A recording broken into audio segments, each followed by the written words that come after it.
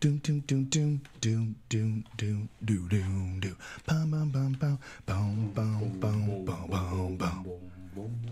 We're gonna get back to that, ladies and gentlemen. The Joe Rogan Experience podcast is brought to you by the Fleshlight.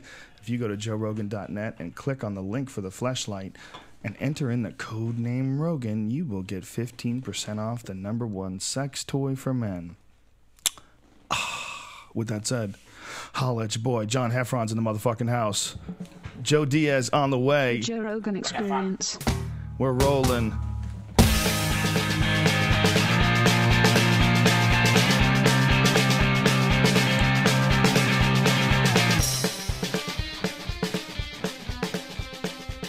Hey everybody, what the fuck? What's going on? Hi, Joe. My pal, my neighbor, winner of the Last Comic Standing, the great John Heffron is in the house. Whoop, whoop. John, if you don't know, has his own podcast now with another hilarious guy, John Reap, who also is a winner of Last Comic Standing. So, 2 Last Comic Standing champions together on one podcast. What do you guys call it? We're calling it The Last Podcasting. The Last Podcasting. Yeah, we couldn't figure out the name. Like, I didn't want to kind of have like a silly name. Kevin Smith took the rubber off your want me thing. to Will you put stuff that it back on? Yeah, he's real particular. It was really, I mean, I think these things are good. The spit shields, you know, people don't Right. like that pop and shit in their ear. But Kevin Smith likes to hear it raw. Because he takes it low, Joe. So, I'm sorry. So, what do you call it again? What's the podcast called? The Last Podcasting. The Last Podcasting. The last one? Are you claiming this? Is it? No one after you? Well, that'll be it. Just because it's obviously playing on Last Comic Standing, we didn't know if we wanted to call it. Think of it with Heffron. a clown horn behind it. Is the Last Comic Standing like such a big thing in your life that you would do that? I mean, is that like when you look back at like your accomplishments as a comic, is that like the #1 thing? I don't think so personally, but it's one of those things you don't know where your path would have went you. Like, so if I right. didn't do the show, Right. would I just be just that headliner who makes nothing just with a couple specials? And it's kind of different than doing stand-up, isn't it? Because you're doing stand-up in these little short bursts for an audience, and you're like trying to get them to vote for you. Did you find yourself like altering your material? Or, well, because I'm not long-winded, but my jokes are long, Yeah. so I'll stick with the same subject and have jokes every couple seconds. But Right. so to do a 4.5, 5-minute set is really hard for me. Yeah. And I did on my season, I did 12 5-minute TV sets, not repeating stuff. So my brain doesn't click together small sets like that. So that was. That must have been the a big difficult challenge. part. 12? I did 12. 5-minute sets. And other so seasons, a whole hour of almost, yeah, because completely different every material. I got challenged almost every episode. So you perform, and then the next show. And for people that don't understand why that would be a big deal, here's why it would be a big deal for a guy like John or a guy like me. We have similar writing styles, is that we go into a bit, and that bit will squeeze every thought out of that bit and use it to transition to another bit. And those segues are kind of difficult to do, but it's very important to make sure that the material flows seamlessly together. If there's a hiccup in the subjects, then the audience can pick up on it and it doesn't click with their brain as much. So it's really hard to do these little 5-minute sets and break them up, because oftentimes one bit will lead into another bit, and one bit by itself may only be like 2 minutes, but it causes a 10-minute bit because it's the catalyst for all this other stuff that comes after it, which you really just can't get away with in a 5-minute set like that. It's real. And then if you're used to not memorizing but telling stories that way, to go, so what's with McDonald's? I was in a car recently. I hate flying. And do that, your brain doesn't usually. It's harder for me to, let's say, know or remember perfectly a 4.5-minute set than it would be for an hour and a half. So do you think like because it's so disjointed for me. So do you think that it must have helped you too as a comic, just the challenge of doing that? Well, so it was all those sets, and then the very, literally the next day when I was performing a bunch of theaters, I felt the need to write a new hour as fast as possible because people wouldn't want to hear what they just heard for 9 weeks of network television. Of course. So out of the 15 years leading up to Last Comic, I wrote what I think was a funnier hour, and I've gotten more out of that hour as far as development deals and pitching stuff to networks in probably 2 or 3 months, just out of sheer fear of I need to come up with new material to survive or this is going to stop. Louis C.K. just had a video that I found on the internet. Somebody posted on the message board where he's talking about George Carlin and how George Carlin inspired him, that after like 15 years, he was doing the same act, like literally for 15 years. And then he was listening to Carlin talk about how he does comedy, how he does it, and he throws the whole hour away every year and starts with a new one. And and that Louis thought it was so crazy. He was actually like crying in the car while he was listening to this, because he was like, "Is it a moment where it's like, I fucking hate what I'm doing. I hate my stand up." But because of that challenge, look how good he is now. And it's funny. I think habits are definitely contagious. You hang out with certain people that do certain things, you'll do that. I just saw Louis in San Francisco. I had a show, and then I went to his midnight show and watched him. And I left in the week after I just saw, that was a couple weeks ago. On stage, I think I did 15 minutes of new stuff just because the ceiling was raised. You you go, I do really well, I crush it, and then you see somebody who is working on a new hour. And I heard from the club, he went there Wednesday, figured out some stuff, and by Sunday they go, in those 4 days, his stuff became so tight because he'd go home and he'd write. So it inspired me to go, I'm gonna do that. I'm gonna do the same thing, and so I'm restructuring everything for that reason, where you just get bored on stage. Yeah, getting inspired by other comics is the greatest fucking thing ever. It's a humbling thing, You see someone who's really killing it, and it's like just how like a regular person watches stand up and they can't really quite believe that someone can do that. There's a lot of people that watch stand up and they can't imagine themselves doing it. Well, that same feeling, you kind of get that same feeling when you watch someone who's really great at it. When you watch someone who's really great at it, you're like, whoa, this motherfucker's just hitting heights. Like, you don't even want to know if you can do that. Yeah. You know what I'm saying? Like, you don't even want to think about it. All you want to do is just get to work. Yeah, it's kind of like when that guy ran the first 4 minute mile. Yeah. And then everybody else started falling in. They're like, there's a whole nother level here. Yeah, except you can think about running fast. You can't think about getting funnier. You know what I'm saying? You just have to work. You just have to work at it. But when I say you can't think about getting funnier, you can. That's wrong. I mean, you can be unhappy and decide to improve. Right. But you can't be thinking about it while you're up there. I have to be funnier. I have to be funnier. You just have to be in that fucking groove. You know what I mean? Yeah. You can't be thinking like that's a thing that people don't understand. Like, you can't think I'm going to try to be funny. You can't. Yeah. No, you're right. Right. And I always tell younger comics, the guys who hang out with like open micers with notebooks at coffee houses, they kind of learn to write that way, and they kind of stay at that way. I tell young guys, we got any advice? Yeah, every Friday night, come here and watch somebody who's been doing it for 20 years and see what you don't like, see what you do like, and start figuring out that way. Yeah. You know what I mean? Yeah. Yeah, it's a fucking tricky game, this stand-up comedy. But it's for me, in this last week, this happened after 23 years and how I write. I saw Louis, got motivated in a sense of, okay, I'm going to start challenging myself there. And then I decided to rework my entire act, like in this crazy, no one will know the system that I have, but yet it got me really, really excited to do stand-up. So this whole week when I was in Tampa... No one will know the system that you have. What do you mean? Now, this sounds like, if you were watching, you would never know that this went down, but I want to construct my whole act as the hero's journey. Like, in every movie, you see about 10 minutes into the movie, something crazy happens to the character that spins him off in the movie. Well, I'm trying to put my whole act together where at 10 minutes in, I tell you, I don't know if I got to make a decision. I might want to get divorced. And then suddenly the crowd's like, what? And then it's my journey and then the thing. I got this huge master plan. It's how I've always done my act, but I'm really going to try to hit beats where suddenly... So that means you're going to have a romantic part in the middle of it, too. It's going to be romantic, and then there's going to be a switch, where you're like, but you would never know. But listening, you're just going to laugh. Speaking of romantic, what is this Jim Carrey gay movie you were telling me about?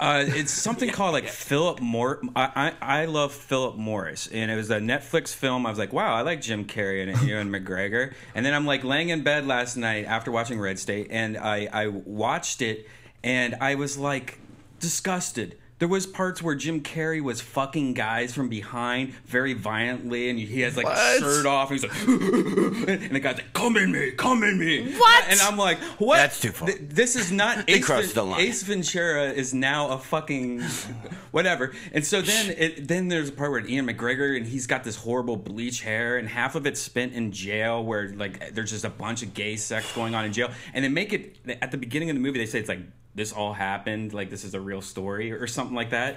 And it is the most craziness The most craziness movie? trying to censor myself. It's the gayest movie I've ever Why seen. can't in my you life. say gayest? Because I don't want to But hurt it's gay. anybody's feelings. I don't want to hurt retards' feelings. Well, you're not. Hold on. Two wait. guys having sex with each other is pretty gay. Brian. That was a joke. I'm just kidding. Yeah. Oh, I know. Brian. No, Oh, no. Brian. No, but it was That very. needs to be on a shirt. It was really. It was the weirdest thing seeing two guys just making out that you're like. It was like So Jim Brokeback Carrey was Mountain like for comedy. on mouth to mouth like that. Like you're making out with a Jedi. What the fuck are you doing? Ewan McGregor was just making out with dudes. Yes. Tongue, the whole thing? Jim Carrey was just fucking super gay, and it Yeah, was. why, I don't need to see that. It's you know awful, what I mean? dude. You know how like when most rated R movies, you never like see a girl's pussy, like they never Yeah, they like never show bend that. over and show you their pussy. Right. But yeah, you'll see them naked. It's like it's okay. I right. understand. I understand that this is going on. If there's a guy kissing another guy, I feel like you don't have to show me their tongues touching. I Yeah. believe you. Yeah. That's when you reach, you're going to the refrigerator, get some bagel bites, start microwaving those, look down for, Yeah, you want to freak me out? Get dudes touching tongues that I know are straight. That's why it's so hard. When you got a straight actor and another straight actor and you're making them make out, what kind of They're crazy fucking. They're gay getting fantasy blowjobs. is this? The whole movie is based on dirty, raunchy, gay Really? sex. Too. How many it's times like they does took this Brokeback happen? Mountain. They were like, dude, we're gonna go ×2. You know, we're just gonna have Really? it. Jim Carrey and a fucking Jedi just fucking everywhere and butt sex and sex. God. Was it a comedy or is it like a... Absolutely not funny. The whole time I was sitting But there it's acting supposed like to be? I'm asleep, so my girlfriend wouldn't think I was gay watching this movie. Was it like... But is it supposed to be a funny movie? Huh? Is it No, supposed to be a it's comedy? supposed- Like, I don't think Rotten so. Tomatoes gave it a 71%. Oh, That's pretty goddamn and I- strong. They're all cocksuckers at Rotten Tomatoes. Damn, I need to see this. allegedly, we don't know everybody there. Allegedly. We Wow. know Roger Ebert loves man to woman sex. I need to see this. Officer turned con man who Don't need makes to the see leap it. to white collar criminal after being sent to prison. Don't need to see it, man. Also, the whole movie, Jim Doesn't Carrey. say anything about crazy butt sex in here. The whole movie, Jim Carrey's looked so weird. I couldn't tell if he was wearing a wig or if he just had the creepiest hair ever. Like if he was in character, like because it was kind of like Forrest Gump for gay people or something like that. Like no, he's like, I then went to prison, decided to suck that guy's dick. You know, like he had like a. It was from Texas. It took place in Texas, Right. And it was like they all had that little twang like that. You know, Right. I like bubble shrimp. You know, but it I don't remember what I was talking about. Butt sex. You were talking about butt sex and Jim Carrey and But Jim Carrey looked really creepy. like he had like this weird foreline, like headline. I can't tell if it's just Right. really his hair's like receding, or he had like a weird Dumb and Dumber kind of like haircut, and it was creepy on top of already a creepy movie. Jim Carrey's a good actor, man. Yeah. There's a lot of people that don't give that guy credit. He can fucking freak you out. That cable guy thing. Yeah. Remember when he played that cable guy? That was a weird role, man. He played that good. He can do some shit, man.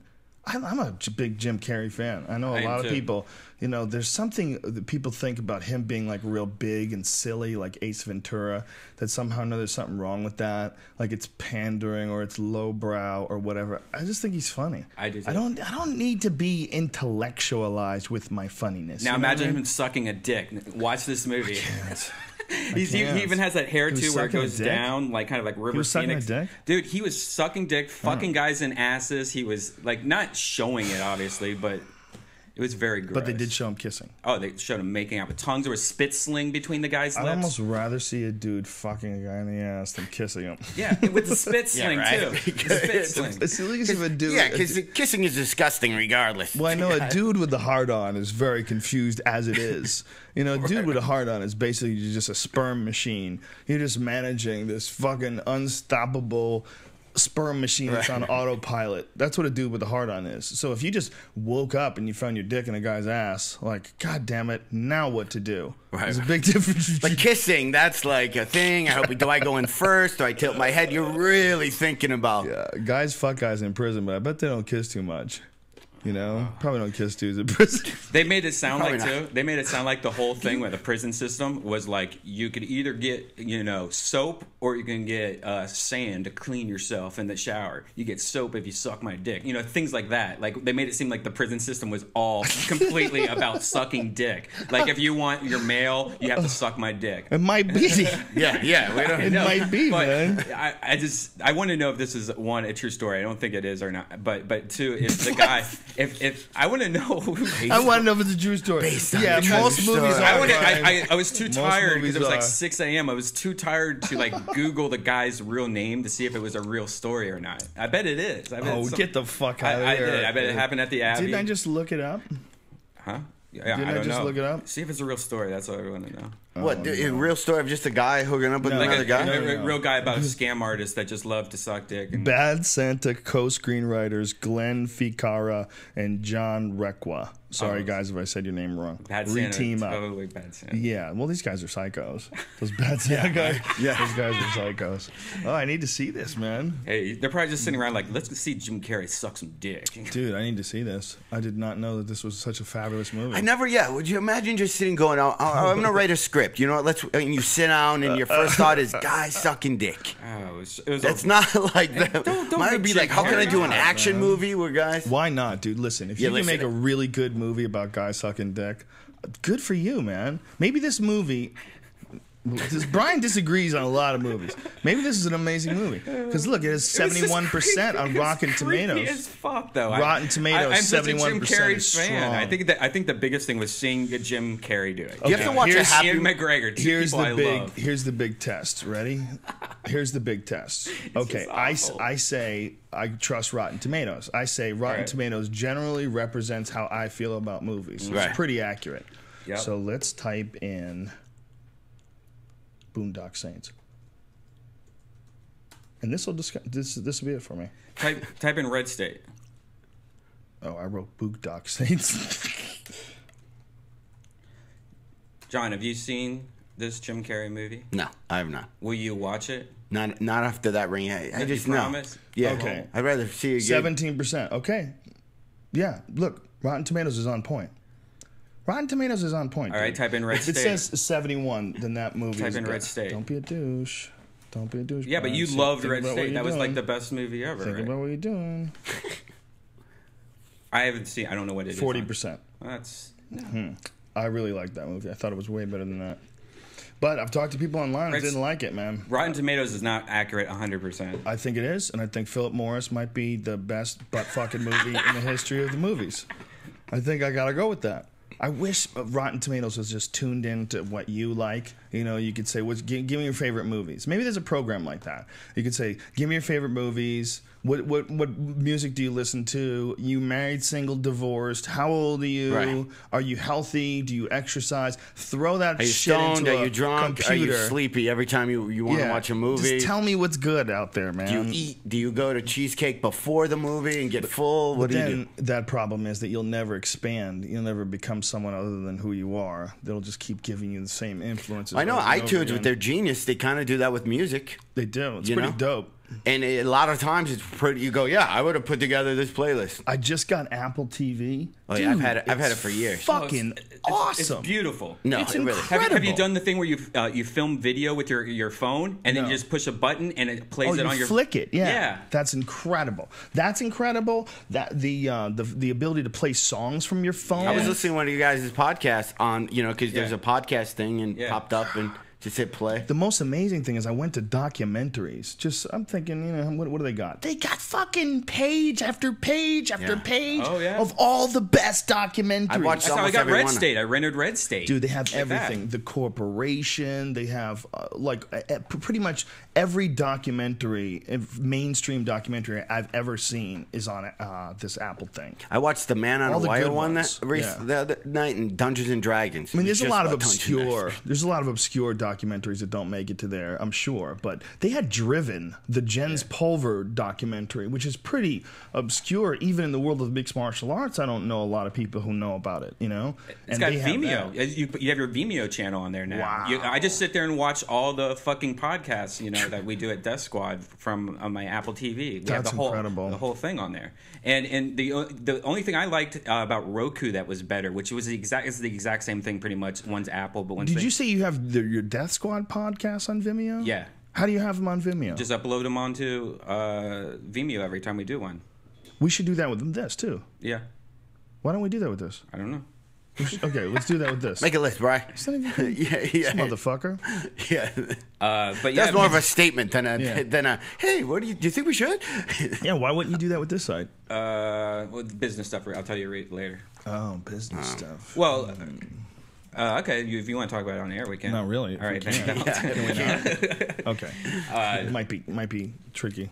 Yeah. So, anyways, but no. Apple TV. So it's on your. You can watch the Death Squad and listen to it, or just watch it on the Vimeo channel. You watch it and listen to it. It's just lay in bed and watch. So you're filming your stuff on Vimeo as well as putting it on Ustream? No, I'm just taking my. See, what happens is Ustream for me crashes all the time because I have ads and commercials where you got privilege to get all that taken away. For my watchers, they hate.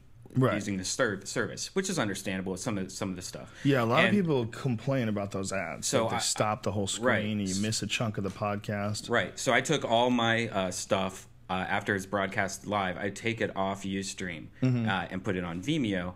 Just because I have a pro account, I never used Vimeo. And now that Apple TV started Vimeo on the Apple TV, I was like, you know what? I'm moving everything to Vimeo now. Because Vimeo, my YouTube accounts always get canceled. They always get busted. Like I had a director account, which I don't know, when you first signed up for YouTube back in the day, if you made longer videos that were like over 10 minutes, which is what the limit was at that time, you could apply for a thing called a director account, which gave you access to put movies on there. Like YouTube was trying to reach out to like small independent directors. I got that account. They stopped that a year later. And now you have like 15-minute limits on YouTube. Nobody has any longer unless you're a company. How come I see that though sometimes? Because all the director accounts got grandfathered. Oh, wow. So YouTube recently took my director account away, so I can't do that on YouTube anymore. Yeah, we used to be able to upload longer shit. And I remember I tried to upload one of the podcast video blogs that we do on Vimeo. We have 10 of them up there. And what we do is after we have an interview, we sit down, we videotape like, oh, that was fun. We shoot the shit for a little bit and get to just whatever. It's just something else to do. It's just fun. Right. So we started putting those up on Vimeo, but they're like way better quality than YouTube, and they let you put like 15, 20 minutes. They don't give a fuck, like do as long as you want. YouTube is like smaller and shittier quality. I guess some of the YouTubes are nice HD now too, right? Right. Yeah, but that's why I use Vimeo. HD. Usually Vimeo just looks better, doesn't it? Well, Vimeo actually, from testing, used to be. I mean, YouTube does a great job with their HD stuff. If you do it right, you follow the right codecs, they're perfect, and they're in more devices, they're in more phones. They actually have it down pat. Vimeo is kind of cool. It's a smaller company. I wouldn't say. I think they're up to par now. But for a while, I thought YouTube HD was actually a lot better. But our shit looks better on Vimeo than it looks on YouTube. How come?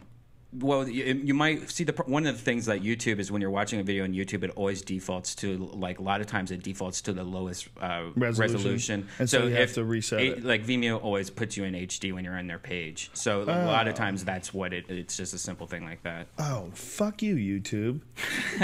Well, YouTube has a lot more users. They're definitely trying to save bandwidth. There is settings in your YouTube account that makes it so it's always playing HD and always the best, but it's not defaulted to that. Speaking of YouTube, did you see that video that they just put out of the chimps that were locked up and they never saw sunlight for 30 years? They were, I believe, they were stolen from their mothers at birth and taken to Austria, and they were used in labs where they were shot up with hepatitis and HIV, and then they released them from this, and then they let these chimps outside for like the first time ever. It was crazy to see. And if you see that and you still think people should be experimenting on chimps, you're a sick fuck. Those fucking things can think, man. Those things can think, and they feel, and they have emotions.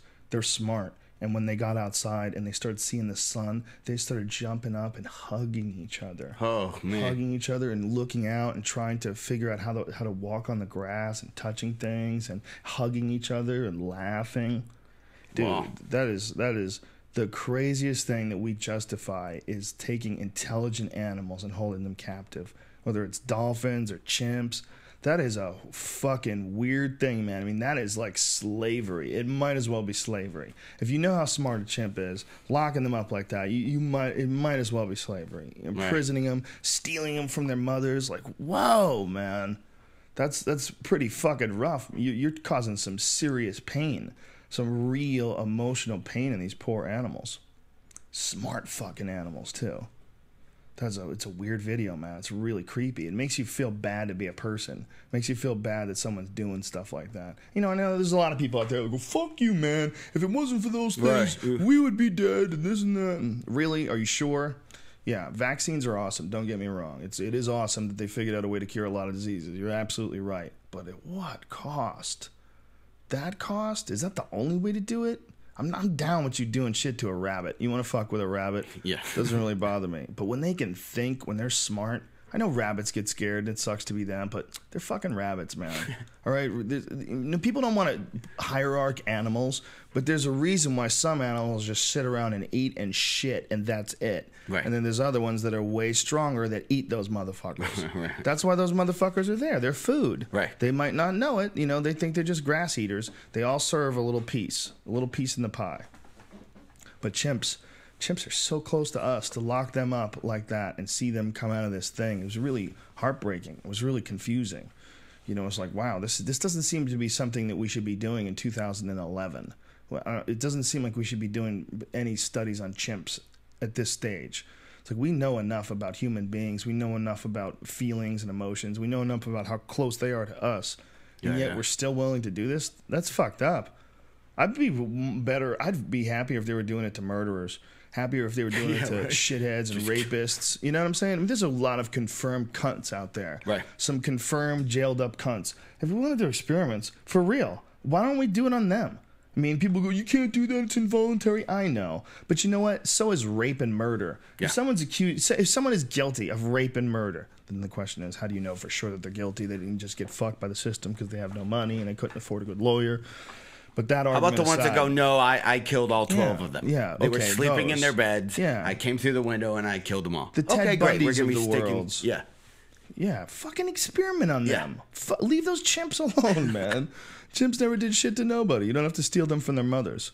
Little baby chimps and fucking put mascara on them and shit. But why don't we? Why can't we kill them? Because people are pussies. That's why. If we're gonna kill them, you should the week ahead of time should be all experienced. Did it on Jason Bourne, and look how that worked out. If I was a member of the Ted Nugent message board, I'd probably tell you that what the fuck the problem is the goddamn liberals.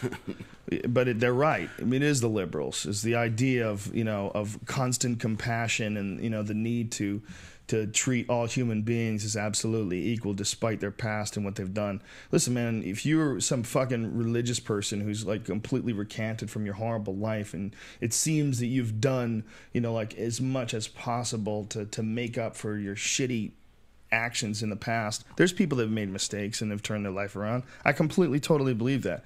But then there's also cunts. Yeah. It's up to us to figure out who the cunts are and just experiment on them, man. You're on your 4th trip to Aruba, coming back by yourself, even though you and your girlfriend went, yeah, you should get stuff hooked up to your nuts.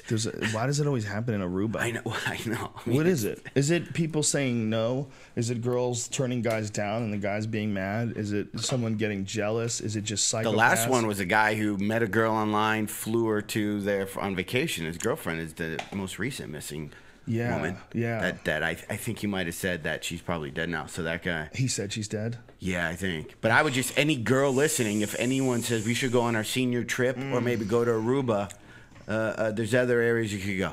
It's so weird, man. But that is something that girls have to really worry about. They have to worry about being killed by a guy. That's a possibility. It's a rare possibility. But out of the 300 million people in this country, that's a big number. Every now and then, one or two's going to pop up, and goddamn, is it heartbreaking. Some fucking person who's attracted to the opposite sex but doesn't get what he wants so often and is so psychopathic that he becomes angry at women and wants to kill them. And they're out there. They're out there. You know? And you see it any city you go to, like Vegas or even where I'm in Tampa, girls let their guard down to the point. Well, I'll see, maybe because I'm older now, and just about all of them could maybe be a daughter. Not really, but you look and you see them. They're drunk and they think that bitchy voice that they have is going to be their protection. You know what I mean? Just that kind of I'm the drunk chick kind of noise. Well, you see them and they're lost. I don't know where you are, and they're like in an alley in the middle of Tampa. You're like, what are you doing? Yeah, especially in Vegas. Some of them are like they're like little children too. It's like, you know, you see some girls that are drunk in Vegas that are like 20 years old and hammered, and you're like, wow, that's like a little child. Yeah, she's just out there catching dick. I know. I was in. you don't think of them as little children when you're 20. You know, when you're 20, they're just chicks. Yeah. Now you see them. Yeah, but when you're 40 and you look at 20-year-olds, you go, wow, it's like they're like childlike. You know, and some of those poor girls, man. That shit's going to program their life. Bad experiences when you're hammered at 20 around animals. Yeah. That shit could program your life. That could change the way you behave forever. You know, just a few shitty decisions around the wrong people in the wrong crowd, and just changes your opinion. I saw, wherever I was performing 2 weeks ago, the bouncer guys driving me back to the hotel. There's a big, huge dude with some really drunk like woman. I bet she was 55, but kind of still scooched out. And she was with another woman, and the woman looked at the big guy and says, I don't know her. I have her cell phone. I'm going to call her first thing in the morning, to this big, huge guy. And the guy didn't look at this other woman and goes, come on, I'm not going to rape her or whatever. He just looked at her and went, whatever, like that. And then this drunk chick got into the car, and then they drove off, and then that woman got into the car. Wow. You're like, dude, what do you do? I mean, I think it was a guy picking up a drunk girl, but it was kind of one of those. I had a moment where I could have stolen somebody's girlfriend recently.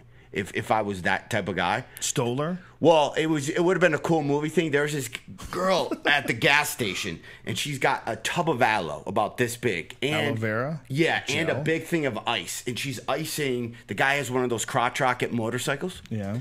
And it was about 110 outside. And she obviously burnt her leg on the exhaust. Right. So now they're at the, sitting by the gas pump. The guy's putting all this stuff on, all this aloe. He's got his leather jacket, motorcycle.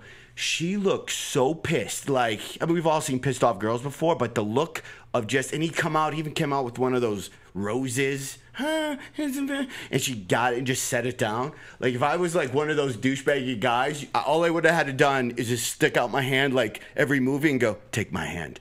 And put her in my Jeep and drove away. That guy would have been left right there. That's ridiculous that you would think that would work. Yeah, what do you think you are? How overconfident are you? Prince? You're like one of those guys like, watch, she's going to turn around and look at me. No! The deal is, I had a car, though. She didn't have to get back onto a motorcycle. You think that's all you have to do is have a car? Yeah, she was probably pregnant. When the girl was putting aloe and ice on the inside of her leg, yes, that's what I mean.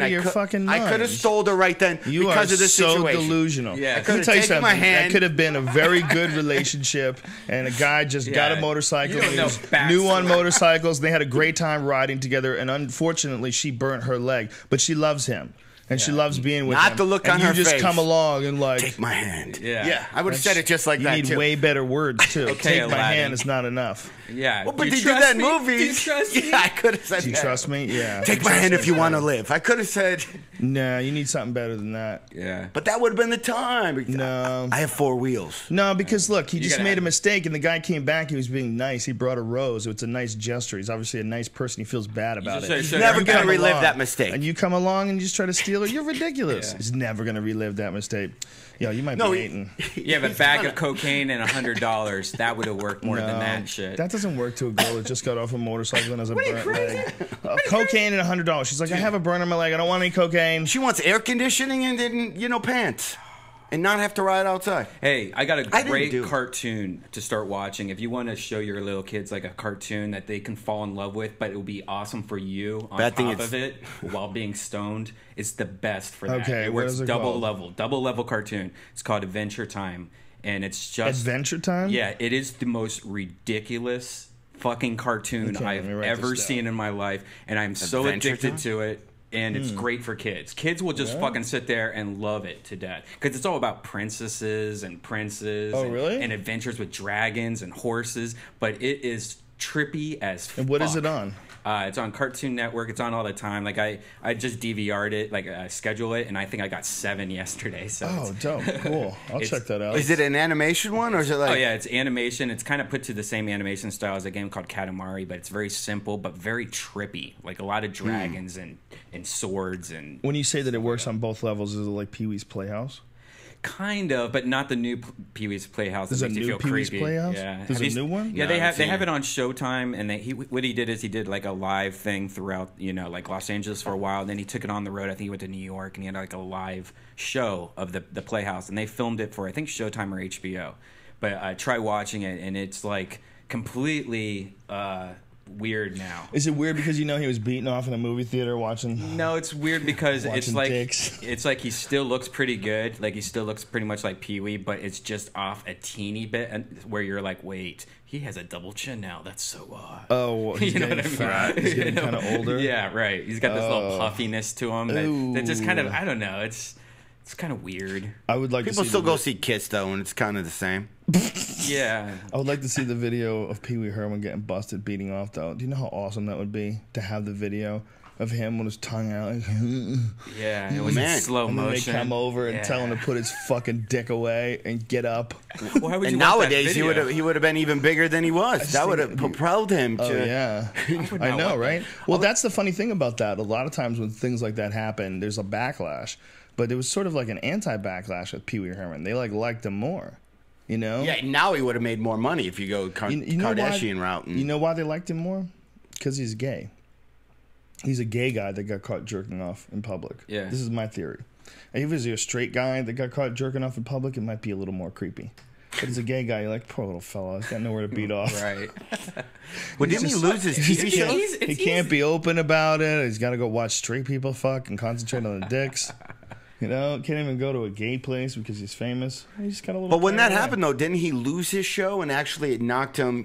He was really popular. That happened, and then people took him off the show. Like, so he kind of lost. You might be some right. I leverage. might not know what the fuck I'm talking about. I think that's what happened. I In the think court that- of public opinion, maybe in his financial world, it devastated him. I don't know. The court of public opinion, I felt like he did better. I don't know. What other show? Did he have a show still? Because it was not that. It was a long ass time ago. When was the last the time two Pee-wee's movies. Playhouse was on? He had the 2 movies that came after Playoffs. This was probably in the late 80s? Where he got arrested? No, but like at its height of popularity in Pee-wee's Big Yeah. Adventure. Yeah. So he probably got arrested in the early 90s?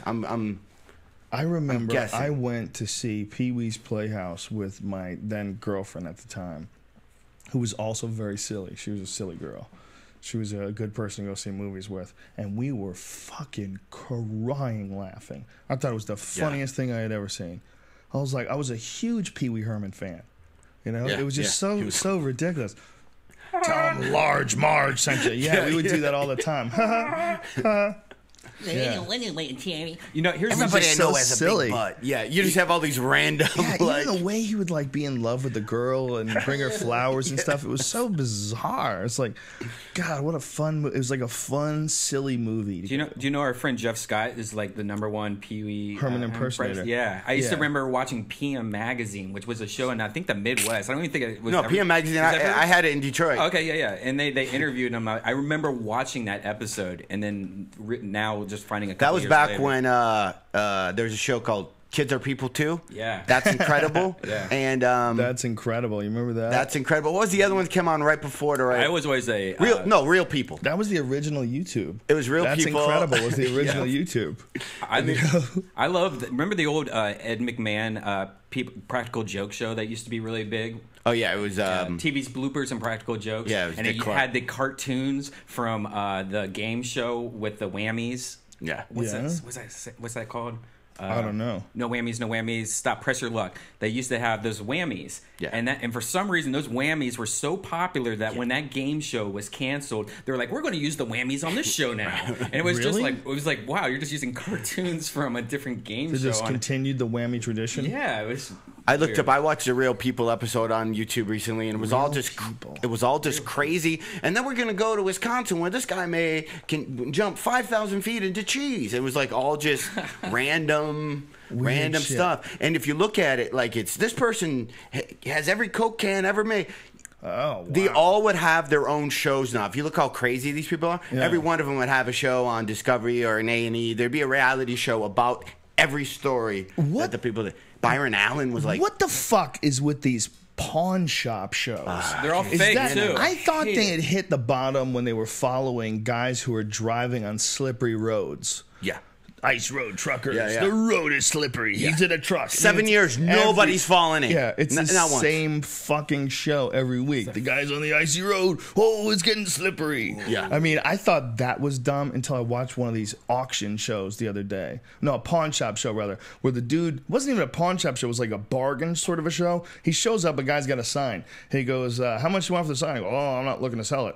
What if I give you $500? No, I don't think that'd be enough. What if I gave you $1,000? Well, now you're making me think. I'm like, what the fuck, really? Yeah. This is a show? This is a show? Is it the one with the two brothers and one guy fixes everything and one guy buys everything? I didn't get that far. They were just trying to buy a Coca-Cola sign from some dude. Yeah, and I wanted to punch the screen. But it's 100 times better than that show on True TV, the pawn shop show that's completely fake, but yet everyone on the show is stars. Too, man. They're this all is fake too. It's like the only thing in it for the person watching was you wanted to find out how it ended. Did it get resolved? It's like this, but it's like the lowest level entertainment ever. It's a guy like, I'll give you $100. Nope, that's not enough. I'll give you $500. Well, now you're making me think. Like, and then the cash register. And then you're just sitting there with your change, mouth open, waiting to see. You think he's gonna buy the sign? I don't know.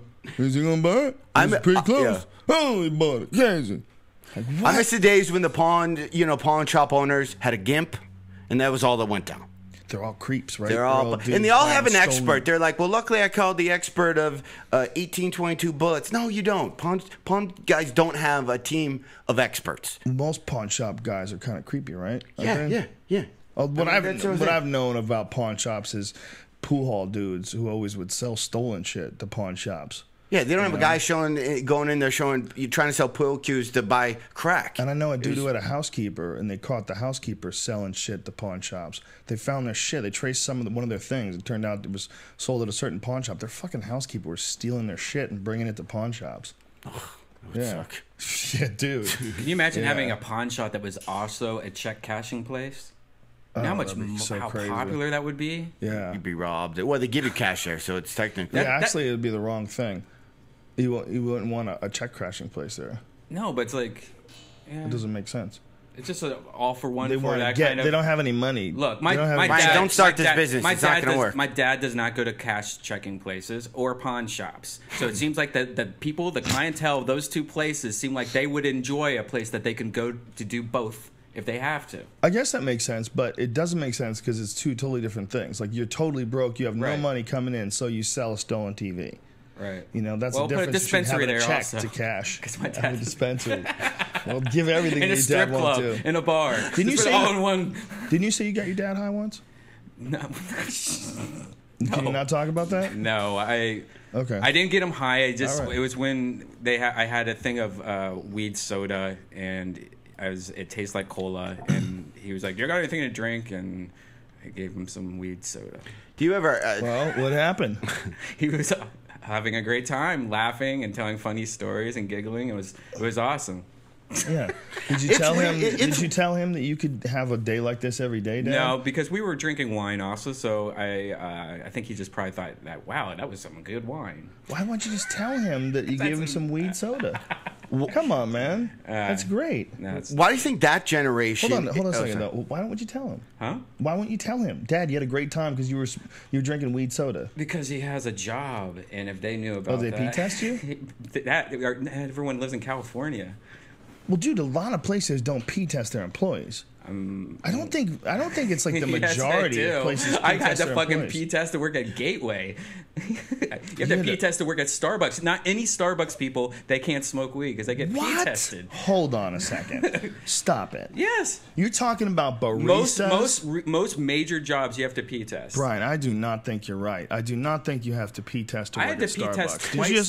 Did you just make that up? Did you just make that up? I had to P-test twice to work at Gateway. Did you just make Gateway that up about Starbucks. Starbucks? No, Google it. We have Google right here. Starbucks employees. That's incredible if it's true. What If it's why true, I'm going to start going to Coffee Bean.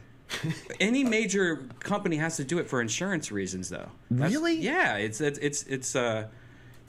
like the rule, you know, for most big companies that their insurances are so high that they have to do shit like that. At the Starbucks where I worked as a barista, there was no drug testing. No drug testing was ever performed. Thing is, working at a They factory- certainly did not do random drug testing either. As far as drug testing, if you get injured while working, I do not know what the policy is. But Starbucks is not really a laid-back place to work. Okay, well, Starbucks doesn't, but What the fuck, bro? But you can't just say they do. A lot of places do, though. When I work, But Brian, Joe, saying that Starbucks does to work as a fucking barista All right, is a ridiculous thing. all right, And stop. you don't say stop, man. I because you misspoke with Starbucks. What I was talking about is most companies nowadays do require drug testing. I don't think it's most companies. I worked at a lot of places, know. Joe, not long ago. 7 years ago, I was waiting tables. I worked at a lot of companies that drug tested. I had to do it all the time Okay. and buy Well, fake Joe's got some urine. terrible news for you today, by the way. What percentage? Max and Irma's. What percentage do you think? What percentage of companies drug test their Out of employees? like the last 5 real jobs I had, I probably got drug tested at 3 of those 5 jobs. And these are bullshit I would divine the jobs. search by going, what, Fortune 500? Because they Yeah, would but- have the money to do it. That's not it's pretty normal for companies to drug test outside of California. That's all I'm saying is that I wasn't saying Starbucks as like Starbucks. I'm saying companies like Starbucks and things like that. Major companies. I was surprised Are you ready? at Starbucks. Are you ready for reality? Okay, here it is. Major laboratory testing company offered the cheery news recently that the percentage of American workers who tested positive for illegal drugs last year was the lowest ever. So people are testing. The cheery news is that People there are used not to doing be- drug as much because Exactly. they're buying shit at waterbed stores like myself called Waterbeds and Company, and it was like $20 Why is he or talking about drugs? $40 investment. People aren't. What? Isn't it what that quote's saying is that he's has good news that people aren't testing positive for Yeah, drugs. what are you talking about? Waterbeds. They sell at head shops in Ohio and in the Midwest. They don't have head shops like marijuana stores, so they sell like they have companies like waterbed stores that sell head stuff supplies in it. There's a place called Waterbeds and stuff in Ohio. Okay, And- did and you it's- expect anyone else to know that? Well, I was explaining it, then you stopped me. you weren't. Yes, I was. I was just getting to this point. my Anyways, God. they Stuff sell part. for $40. He's so feisty today. What's going on with him? It's your fucking sativa sticks I got. No, you need to learn how to handle that shit, son. But they sell this shit that you drink right before you take a drug test, and so what you're pretty much doing is you're pissing out this shit that's kind of like water. You think that's what I happened? guess. They just did a big thing in. How come I can't answer this question? I'm answering this question. What percentage of companies drug test their employees? I pumped this into Google. Give me an answer, bitch. It's funny how long Google questions, how now when you first came out, you pick up 2 words like drug testing. Now you go, screw it. I'm just going to write an entire paragraph and see what happens. Yeah. But in Florida, they had, they tested everybody on welfare. Yeah. And, you know, like that's a big thing is you have to get tested, drug tested before you get the welfare check. 98% passed. Whoa, hold on a second. Listen to this shit. A Just in. 2006 survey by the Society for Human Resource Management found that 84% of employers required new hirees to pass drug screenings. 84%! You've been in California too long, Joe. And 39% randomly tested employees after they were hired. Holy shit! In addition, 73% tested workers when drug use was suspected. And 58% required testing after accidents on the job. Whoa. What the fuck, man? That's a lot of new hires that you do. That's horrible. That is a horrible thing, man. 84% of employers requiring people to take drug tests. Wow. That's incredible. That's so discriminatory. You know, especially for things that stay in your system but aren't as damaging, like weed. Whereas cocaine is out of your system. You take it on a Friday, you'll pass a drug test on a Monday. It's a quick thing. It gets out of your system quick. Unless I think they test your hair. I think if they test your hair, they can find it a little longer. And at the waterbed store, they have a shampoo that you put on the hair if they do test your hair. And that's what it's crazy that this waterbed store in Columbus, Ohio is still in business. It should be called Stuff and Waterbeds, not Waterbed and Stuff. I love that store. I love waterbeds and stuff. You got to go to it next time you're in Ohio. I don't think I do. I think I'm going to pass on that stupid fucking store. They have shit for every drug test. I think your waterbed would actually smell like bong water and be kind of crappy to sleep on. Did you ever have a waterbed, Joe? Yeah, the worst thing ever is you have a waterbed and then the power goes out. And then the waterbed's not hot anymore. And it fucking pulls heat off your body. Like, you don't realize, like, it's actually kind of dangerous, man. Like, you don't want to. Did you have a black and white furry bedspread? I think everybody who I've ever met that had a waterbed. I probably did at one point in time. It was a good waterbed though, but they suck for fucking. My cat popped mine while we were fucking, and we did. So it was a slow leak, but what happened is we both woke up at the same time, and it was wild. Hissing. But you said when me and my cat were fucking. No, I wasn't fucking the cat. But that's what the cat popped it while I was fucking a girl. It was like something I tweet. There was no punctuation, so I didn't know. It was a guy. It was Jim Carrey. I was fucking sucking Jim Carrey's hard cock. His helmet always comes back to my throat. The cat was trying to bring you back to reality. It wasn't the waterbed. I peed myself. His dick was just pushing all the piss out. Brian. You need to go to a doctor. Oh, Brian. That's what you were telling Joey. You've been putting it off forever. You've been putting it off forever. That's you need hilarious. to go to a doctor. I rewatched the last Joey Diaz podcast last night, and that's the funny thing because when Joey Diaz was going crazy, he kept on going, "You need to go to a doctor. You need to go to a doctor." And I'm thinking, what would be the doctor for? Like a yelling doctor? A crazy doctor. Stop doing that, You need Joey. to talk to somebody. You need to go to a doctor. Two of the funniest Diaz things. The video where he was pushing a cart to Target. Yeah, I laughed so loud. Mad Flavors World. If you go on I was YouTube, laughing so hard. If you go on YouTube, is it Mad Flavor World or Mad Flavors World? I think it's Mad Flavors World. Okay, let's find out because people need to know. It was so funny. He's just walking around talking to people in Target without them knowing. Are you going to do a Death Squad show Friday? Mad Flavors World. I don't know why you're asking me on the air. So then people can know about it. Yeah, huh? No, I don't know. I may do it on Friday. I may not. Maybe not. Mad Flavors World. It is on YouTube. You got to go and check it out because what Joey's doing is he's just doing these little videos, putting them up every now and again. I'm glad he's doing it. Yeah, it's awesome. More content from Joey. Anything he does is awesome. You know, Joey's such an enigma, such an unusual person. I've never met anybody that I let yell at me like Joey. but he's like, you just weather the storm. It's like, it's almost like not even real. Like, all right, Joey, you still mad at me? You done? Tell me when you're done. I watched that video. It makes me laugh. You posted. The fucking Susquehanna weed. That video posted where you were Fuck doing. you guys with your fucking vaporizers. He gets crazy, man. Over a vaporizer, will start screaming, "You fucking pussies with your vaporizer! I want it to be healthy. It's fucking weed." He'll get mad at you, man. Was that the guy that you did? Was it a radio show you did where you invited him in? I saw that clip. Oh, the Alex Jones show, yeah. What happened after that? Like after when you said... The dude was baffled. Alex Jones just sat there in a pile of rubble, not knowing what the fuck happened to his show. I mean, could you imagine, man, if you got a doom and gloom show, and those of you who haven't seen it, just Google... There's some dude did a Goodfellas version of it, which is fucking hilarious. Yeah. I wish I knew the YouTube, but look up Goodfellas, Joe Diaz, Alex Jones. I don't know. You could find it. And anyway, what was hilarious about it is Alex is just so serious. It's all doom and gloom. Yeah. And the government and the CIA has been spotted in Nicaragua with tons of cocaine. And he's just like, fuck. And to have a guy like Joey come in and just wreck shop, just be completely ridiculous and going for the laugh. You know, I thought I had cancer. My left ball's bigger than my right. I thought I had cancer. You know, it's just, and to do it, and just this guy's got this fucking empire of doom and gloom. He's got this empire of the fucking end of the world is here, and this is what he's selling. This is his entertainment, and he's my friend.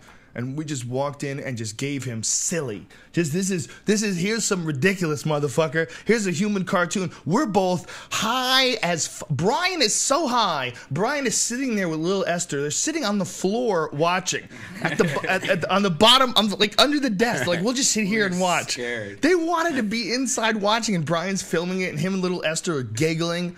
Dude, that was one of the greatest moments of my life. That was one of the funniest things I've ever seen. Now, he was live at the time he was doing that? Yeah. Oh, yeah. So we're on the internet. That's how all these videos are out there. And he said there's a dump button. I know when I did radio, No. dump buttons are... Oh, no, so... He doesn't have anything dumping when he's online. When he's online, the online version is uncensored. Wasn't he broadcasting though live to like tons of other radio stations? No, that's why I told it. He was while I was on. Oh, okay. The first 45 minutes while I was on, it was just me and him. Right. And then we were, okay, we're going to do this next one. We're going to live on the internet, but don't swear. You know, if you do, it's okay.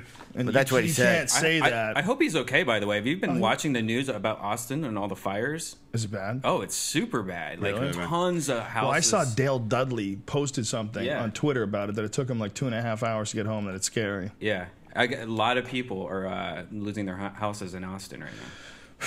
Dude, wildfires are fucking nuts. I've been in a few of them now. I've been evacuated from my house on 3 separate occasions, twice in this house and twice in my other house. It's fucking scary as shit, man. How do you decide? Because I just had a conversation with my wife going, we have no exit plan for zombies, earthquake, fire, nothing. We have nothing now. How do you know what to grab? That's the one thing that was like... You don't need to grab anything, man. Grab your fucking kids wife. and then... Just get a Ford Edge. Stop thinking about your shit, because it's over, man. You could reaccumulate shit. You know, you need to get the fuck out. When you get to a situation like that, you know what you need? You need your credit cards. You need your fucking a laptop, if you can get it, and some clothes for a few days. Just fucking run, because they swarm on you so fast. Right. This is how fast those fucking fires are, man. We were in Lake Tejon, which is like over an hour north.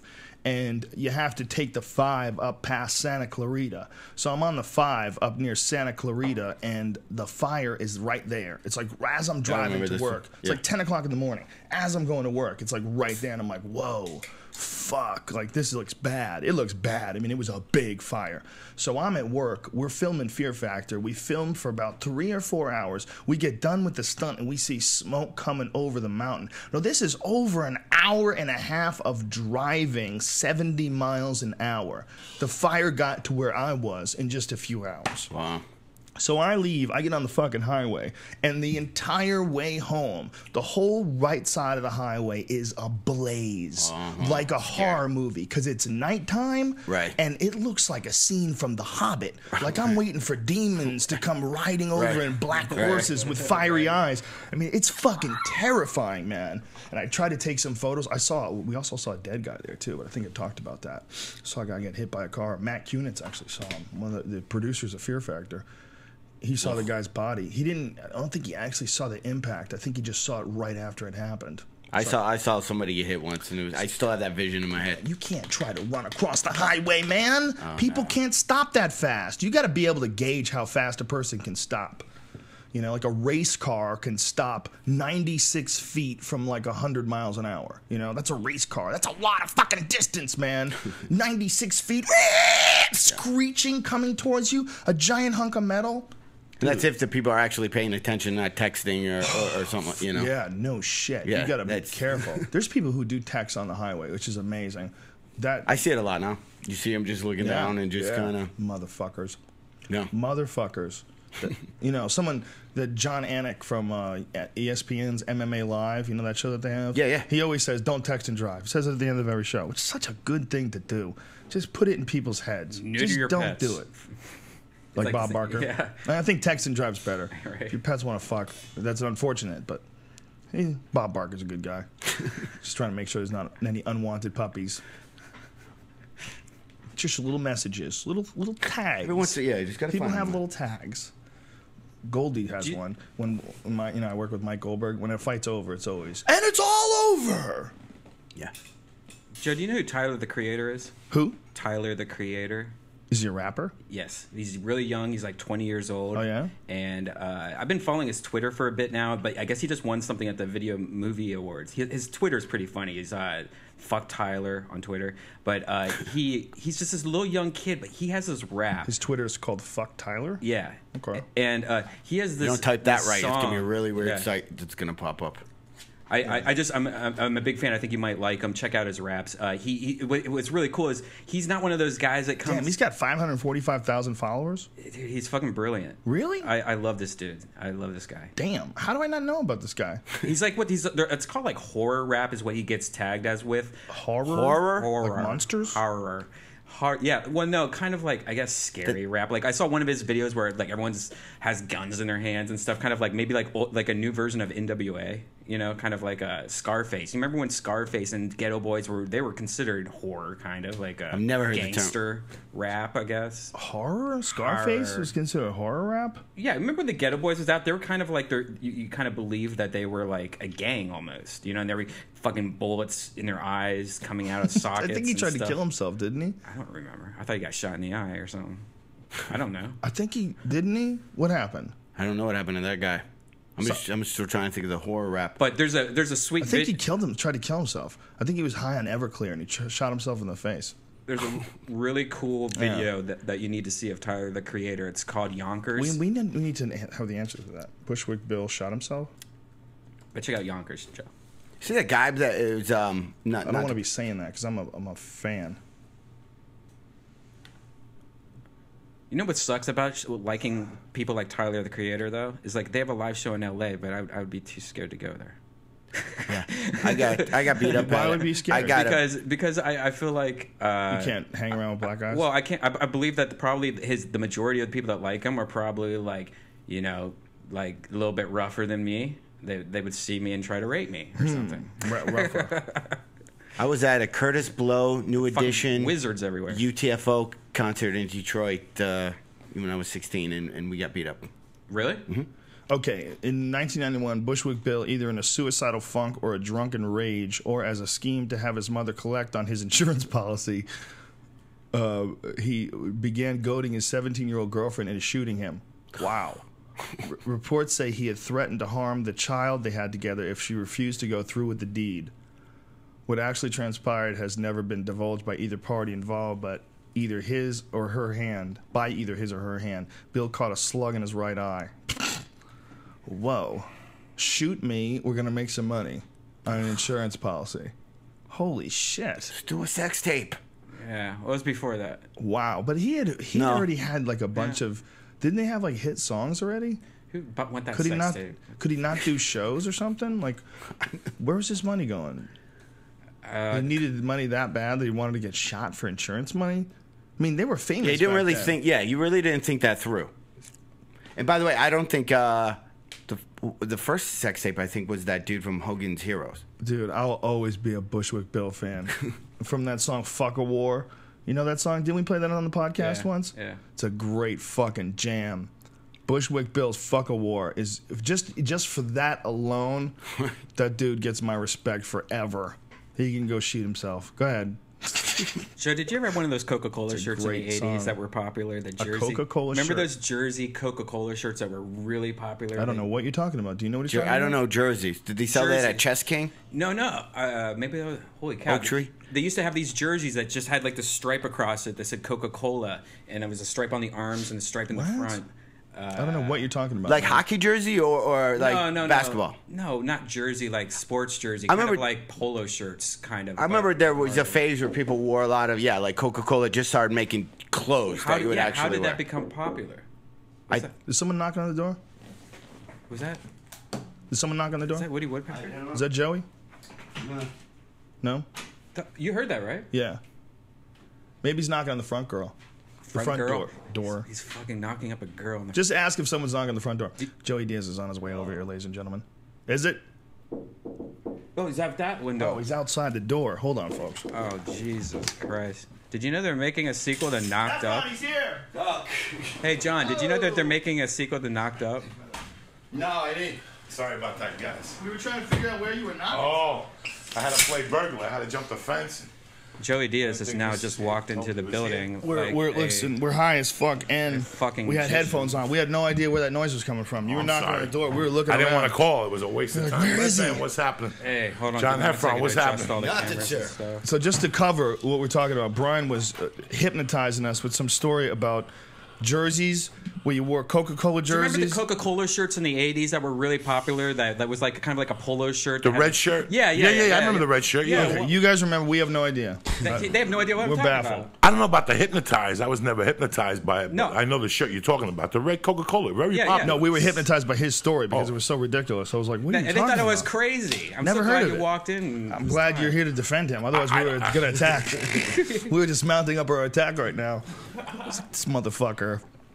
What's happening? Joe Diaz in the fucking house, Bro, bitches. went to fucking Malibu and got hit in the fucking leg. This What thing happened? went What by happened a to your rock. leg? Those A 8-foot rock. waves. Oh, We're yeah. bringing in fucking rocks, though. Yeah. That thing knocked me over. I mean, my foot was on the rock, and a rock squished my fucking fungi toe. My uncle lives on the Jersey Shore, and he got he made a video of waves fucking up the Jersey Shore, like how bad Irene crushed everything. Holy fuck, it's nuts, man. Newark is really bad. Middle New Jersey is fucking bad, man. It's crazy. Vermont got fucked up. I know. Vermont. You know what the really crazy thing was? Looking at the satellite image of how big the hurricane was. When they talked about it was going to take 2 days to reach Vermont from Florida, and I remember, or North Carolina, I remember looking at the picture. I'm like, is that what? That's the scale? Like, that's a country. That's a country of a storm flying overhead. It looked like bigger than most European countries, like bigger than Germany or something like that, you know? Like, what's a small European country? It was way bigger than that. It was huge. Belgium. Some of those countries in Europe are very small and very close to each other. You know, these fucking this hurricane was bigger than a couple of countries. It's fucking nuts, man. And it ain't over. I think we'll get one this year that'll do some damage. At least one. Is that the biggest one of all time? No. On that side of the country? Yeah. I mean, No, up not since there? like What's the biggest one of all time? 1910. Gloria? Because I remember when I was a kid, Hurricane Gloria hit. I don't remember. Katrina wouldn't be the biggest? Well, it was one of the most devastating, but that was also because where it hit New Orleans, which is really crazy that no big ones ever hit New Orleans before. It's right on the fucking Gulf Right there. Coast It's right right there. there. You figure they they'd just get got hit. lucky. It's like, you talk about like living anywhere tornadoes hit is just like totally like playing craps. One day the sky becomes an angry monster and destroys an entire town. You see those pictures they had in Tuscaloosa, Alabama? Unfucking Or believable. even Joplin. The whole place Joplin, is yeah, gone. That's Joplin, Missouri? Yeah. Yeah, they always get fucking whacked. Yeah, They get that whacked whole city's hard, gone. bro. They get whacked hard. Crazy, man, that people choose to stay in places like that. Hey, man, look at this. I mean, I guess they can't economically. Yeah. I mean, there's an earthquake in the East Coast. No, we're not safe anywhere. We're either in Tornado Alley, Earthquake Alley, or fucking Hurricane Alley. That's It's true. it. It's true. You know, I was at Malibu the other day. I'm looking at these waves, and I'm looking at the intensity. And for 1 second, I thought about, what if there is a fucking tsunami at Malibu? What if? I was sitting there going, what if? A little fucking earthquake. That's a wild ocean out there. The ocean is just wild. It's the blood of the earth, you know? It's 60% or whatever the fucking coverage is. More than And 70. it baffles the fuck out of me since I was a kid, so I don't fuck with it. I know it's got powers. I almost drowned in Coney Island. I almost drowned as a kid in Coney Island. And I was out there, you know, up to your waist playing with a ball, and all of a sudden, you know, something just sucks you, and you don't know what it is. so scary. And next thing you know, you're in a fucking toe, and you know what, man? Or what do they call them? Not Undertow. mistletoe, but undertow. Yeah, undertow. Or Yeah. riptide. No, undertow. Yeah, a riptide or undertow, both of them the same. I don't mind pools and shit. I know people pissing them and shit, but the fucking ocean's a different animal. You know, I didn't even know. Look, I got clocked by a fucking rock. That's a creepy feeling too when you feel the undertow or the riptide, whatever the fuck it is, pulling you back. Yeah, we used to go to... That is the a ocean giant- trying to pull you into it. Remember, Like, you're you like, look whoa. back and see your mom, and Right. she's getting farther and farther, Yeah. and finally you're like, get the fuck in, and you're like, it's up to my waist, and it's sucking you in, and all of a sudden you just go from 5 feet to 15 feet, and now you're caught in that fucking. It's a very. It's scary because you're supposed it's to actually, when terrifying. you're being pulled, swim, don't fight it. You know, Greg Swim. Fitzsimmons saved somebody. Some girl, he was on vacation, and Greg Fitzsimmons is not like the most fit guy. He's a small dude, and he said some girl got pulled away by the tide, and she started screaming, and he realized she couldn't swim very well, and he went, "Oh fuck!" And he had a moment to decide what to do, and he jumped in. Wow. the ocean And for when a he while. was there with his family, you got to be careful about that, man, because you know what happens? People drown you. If you don't really know how to rescue someone and you grab a hold of them, they panic and they drag you under. That's fucking dangerous as shit, man. Rescuing someone is very hard to do. You got to really know what the fuck you're doing. That's right. The first time I moved to California, I went wakeboarding. We went out in the thing, and a huge wave, but I missed it. I didn't know to go under. I didn't know to shoot the board under and pop up. So I rode. So it took me 9 feet in there and threw me backwards, and then pinned me. And ever since then, I haven't done it again. We had a girl I'm on too Fear afraid Factor. to because I just got my ass kicked so bad that one particular time. I'm like, nah, I'm gonna. And you're from the land of rivers up there, Michigan. Yeah, well, it's a where you little just bit go, easier. Yeah. couple fucking mosquitoes. Yeah, That's the worst exactly. thing you run into. You got a God pontoon damn. boat. Yeah, somebody. You know, that's a different fucking animal, that ocean. Those Even if- mosquitoes on the lake are Oh. brutal. Yeah, they're pretty bad. They're brutal. They'll pick you the fuck up now. They'll pick you the fuck up and put you somewhere else. All you gotta do is blink your fucking. Yeah. Just rub bacon milk on Anytime you. you're near water on the East Coast, there was the Charles River was near my house on the East Coast, and I went into the bushes one time with this chick, and we were fucking around, and we had our pants down. We had to stop because we were getting bit so bad. It's like our legs were just covered with welts. The mosquitoes just swarmed on you. They smelled all that pink 17-year-old flesh, and they just dove on us and started fucking us up. It was brutal. I remember the next day, all my legs covered in little tiny scabs. You just got attacked by swarms. I still remember some of the worst nights when that one mosquito would get into your bedroom, and your dad didn't put on the air, so it was probably you're sleeping in 85-degree weather, and you just hear the one fucking just mosquito. that one, and you can't. Yeah, it's the worst. It's brutal.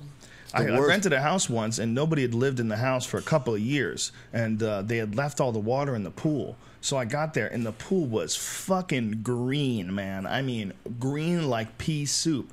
And I looked in it, and I see like these schools, and I go, "What the fuck is that?"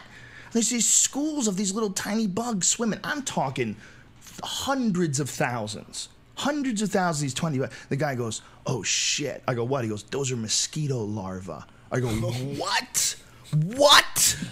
We had a problem. I go, so when is this going to hatch? He goes, "This could hatch any day now." I'm like, holy shit. So this has just been providing mosquitoes to the entire community for years. This big pool of mosquitoes, man. So this guy had to pump gallons and gallons and gallons of poison in there. It took like 2 weeks to clean that fucking thing out. He had to pump the filter and pump all the chlorine and gallons of chlorine, then drain all the water out because it was too poisonous and put new water in it. Because you couldn't just drain it. And you have all these fucking bugs floating around in the water. I'm talking literally mosquitoes suck. hundreds of pounds of mosquitoes. It was crazy. You know what's crazy? We're not all fucking as old as I am, but whatever happened to off? That shit don't work no more. Somebody told me about 6 years ago. I went somewhere and they were like, "Off don't work no more, bro. Those are for '80s mosquitoes." They even got it like at the back of Rouse now. They don't even push off. There hasn't been an off fucking. Remember when we were kids? You could light the thing. I know you did in Michigan. You light the thing and then you can hang out and The citronella candle. Yeah. No, the one made by Off. Off, That was really? a wave. It was a circle. So when it burned at the end, you knew you had to go in. That's when you had to go in. Now those mosquitoes, that's like nothing. They're like, fucking Off. You're gonna put Off on you? They don't even advertise it no more. Think about it. What happened to Off? Done. These mosquitoes don't even respect Off no more. It's like Off. That's old school, bitch. How My ridiculous grandpa is used Off, to though? deal with Yeah, Off. Don't go out until you got the Off on. It smells like dick. Nobody uses Off no more. And it's still there because I checked. It just people know that shit don't work. Though. Well, even if it does work, it's probably poisonous. You're pouring something on your body that probably makes you found that. unattractive. We to used to mosquitoes. spray Probably fucking found out, mosquitoes. okay, it's probably not good for you. Yeah, And they didn't Wait, say wait, nothing. Like, fuck it, let them Your buy it. skin is the biggest organ on your body. When you're spraying stuff, says the man with tattoos all over his skin. What the fuck am I talking about?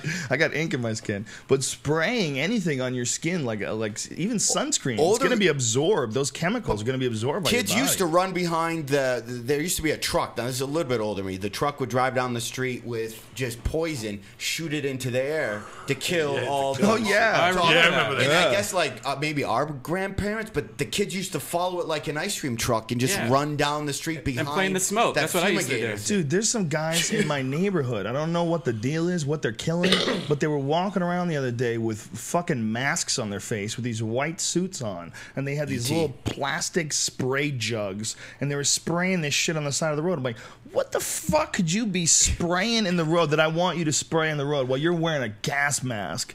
You know, do you have just an excess amount of this shit and need to kill weeds?